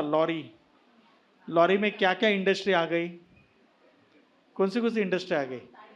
टायर इंडस्ट्री आ गई, स्टील इंडस्ट्री आ गई, मैन पावर, ठीक है, पेट्रोल इंडस्ट्री आ गई, लकड़ी की इंडस्ट्री आ गई, इलेक्ट्रिक की इंडस्ट्री आ गई, फूड प्रोसेस, टार रोड, रास्ता, रास्ता का इंडस्ट्री आ गया। और क्या? ड्राइवर, ड्राइवर ही बोलेगा मैं नहीं चलाता हूँ तो क्या करेगा? तो रास्ते से फिर शहर में लेके आते हैं, फिर शहर से होलसेलर से आपको रिटेल में चला जाता है, रिटेल से आप खरीदते हो, फिर क्या करते हो? उसको गेहूं को पीसते हैं, तो पीसन वाला उसका उधर चक्की में से बाहर आ जाता है। फिर घर पे आके आप क्या करते हो? उसको उड़ते हैं। फिर बाद में उसका जो है चपाती बनाने के वो तवे पे रखते हैं, तवे के लिए गैस आ गया, गैस इंडस्ट्री आ गई, ठीक है। फिर आपने बेला, ये किया, सब कुछ किया, बाद में भोग लगाया और आपके पेट में आ गया। तो किसका किसका हाथ लगा इसके ऊपर? पूरी सृष्टि आ गई बाबा। तो ये दास दासानुदास हुआ कि नहीं उनका? यानी फार्मर इज ऑल्सो दास दासानुदास, आपके दास के दास के दास के दास हो गए। तो जब भी आप खाना खाते हो तो कम से कम आपको ये स्मरण होना चाहिए कि ये जो भाई खा रहा हूँ, इसके लिए इतने सारे लोगों ने मेरी मदद की है, तो आपको कृतज्ञ होना चाहिए उनके प्रति, है कि नहीं। हम एक यात्रा में गए थे उड़पी में, वहाँ से हमको जहाँ रखा गया था उसके लिए हमको रिक्शा ही लेके जाना पड़ता था। रिक्शा वाले 50 रुपये चार्ज करते थे। तो एक बार रिक्शा वाले ने दोपहर के समय बोला 100 रुपये लूँगा, तो किसी ने उसका झगड़ा किया। तो मैं बोला झगड़ा मत करो, ये शुक्र मानो कि रिक्शा है दोपहर के समय। अगर रिक्शा ही नहीं तो क्या करना पड़ेगा आपको, चल के जाना पड़ेगा। भले आपके पास 1 करोड़ भी होगा किसे में है, रिक्शा ही नहीं तो क्या करना है आपको, कोई उठा के तो नहीं लेके जाएगा, आपको तो चल के जाना पड़ेगा। फिर वो 1 करोड़ रुपए अगर आपके किसे में है तो फायदा क्या। तो जब भी अगर आपके पास 100 रुपये भी हो, जब रिक्शा वाला आपको छोड़ता है तो आपको क्या बोलना चाहिए उनको, थैंक यू। क्यों बोलना चाहिए, क्योंकि उसने आपको सेवा की। मैं एहसान नहीं किया है कि मैं पैसा दिया है इसलिए, कल नहीं रहते तो क्या करेंगे वो। तो महाराज बताना चाहते हैं कि we should be grateful at every point of your life. हमको हर क्षण में हमको कृतज्ञ होना चाहिए। अब यहाँ भी हम बैठे हैं, हमको सबके प्रति कृतज्ञ होना चाहिए। हवा भी चल रही है, आयोजन भी किया है, कारपेट भी बिठाया है, साउंड सिस्टम, ये साउंड सिस्टम नहीं चलेगा तो मेरा आवाज़ आपके पास जाएगा ही नहीं। तो I should thank the organizers, I should thank everyone. आपको मुझे आपको थैंक यू बोलना चाहिए, क्योंकि आप नहीं रहेंगे तो मैं किससे बात करूं ना। तो हर क्षण में जो है हमको कृतज्ञ होना चाहिए, और हमको थैंक यू मन में तो कम से कम बोलना चाहिए कि थैंक यू। तो वो जो है बता रहे अपने जीवन से। हरे कृष्ण। एक एक और ग्रैटिट्यूड का है कि एक बार महाराज ने ये कहा था कि एक भिखारी है सिग्नल पे, और आप गाड़ी में बैठे हो और आप खिड़की नीचे करते हो पैसे देने के लिए, और वो कहता है नहीं नहीं पैसा नहीं चाहिए, सेवा दे दो। बोले ये कृष्ण भावना है कि आप सेवा की भीख मांगते हो और वो सेवा मिलने पे आप कृतज्ञ हो उस व्यक्ति को। आप अगर दान देना चाहते हो, अगर फॉरेन कंट्री में बचा हुआ खाना आपको किसको देना है, कोई नहीं रहता है वहाँ, भिखारी नहीं है, कोई नहीं है लेने के लिए। वो सिंक में क्रशर होता है जिससे बचा हुआ खाना क्रश करके वो फेंक देते हैं। तो हमको जब हम किसी को यहाँ पे कुछ देते हैं, we should not feel I am giving, we should be so grateful कि लेने के लिए कोई है तो ही हम दे सकते हैं। जो ले रहा है उसको थैंक यू बोलना चाहिए, आप ले रहे हो। क्योंकि हम दान कर ही नहीं सकते हैं अगर कोई लेने वाला व्यक्ति नहीं हो। सेवा जो करते हैं तो वो लेते हैं, तो हम अगर किसी को खाना खिलाते हैं, वो खा रहे तो ही हम ही दे सकते हैं।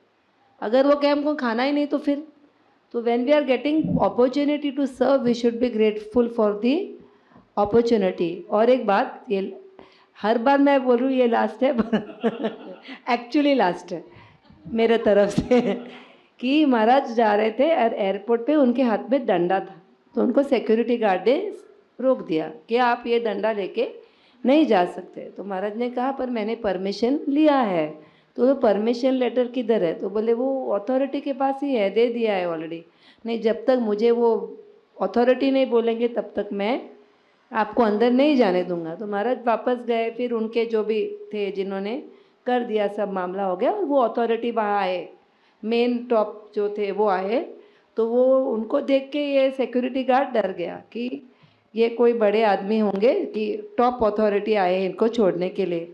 तो उनको लगा अभी तो मेरी कटी, मैंने इनको रोका। तो जब महाराज अंदर जा रहे थे तो उन्होंने कहा आई एम वेरी सॉरी। तो महाराज ने कहा why you are sorry, because you are doing your duty nicely, we are safe. आप अपना कर्तव्य अच्छी तरह से कर रहे हैं इसीलिए हम सुरक्षित हैं, तो आप सॉरी क्यों कह रहे हैं, आपने तो अपना काम अच्छे से निभाया, थैंक यू वेरी मच, ऐसे बोल के अंदर गए। अगर कोई और होता तो उनको गुस्सा आता, अरे आप हमको पहचानते नहीं है क्या, हम कौन है, हमको कैसे रोका। नहीं, that is not the mood. Finally thank you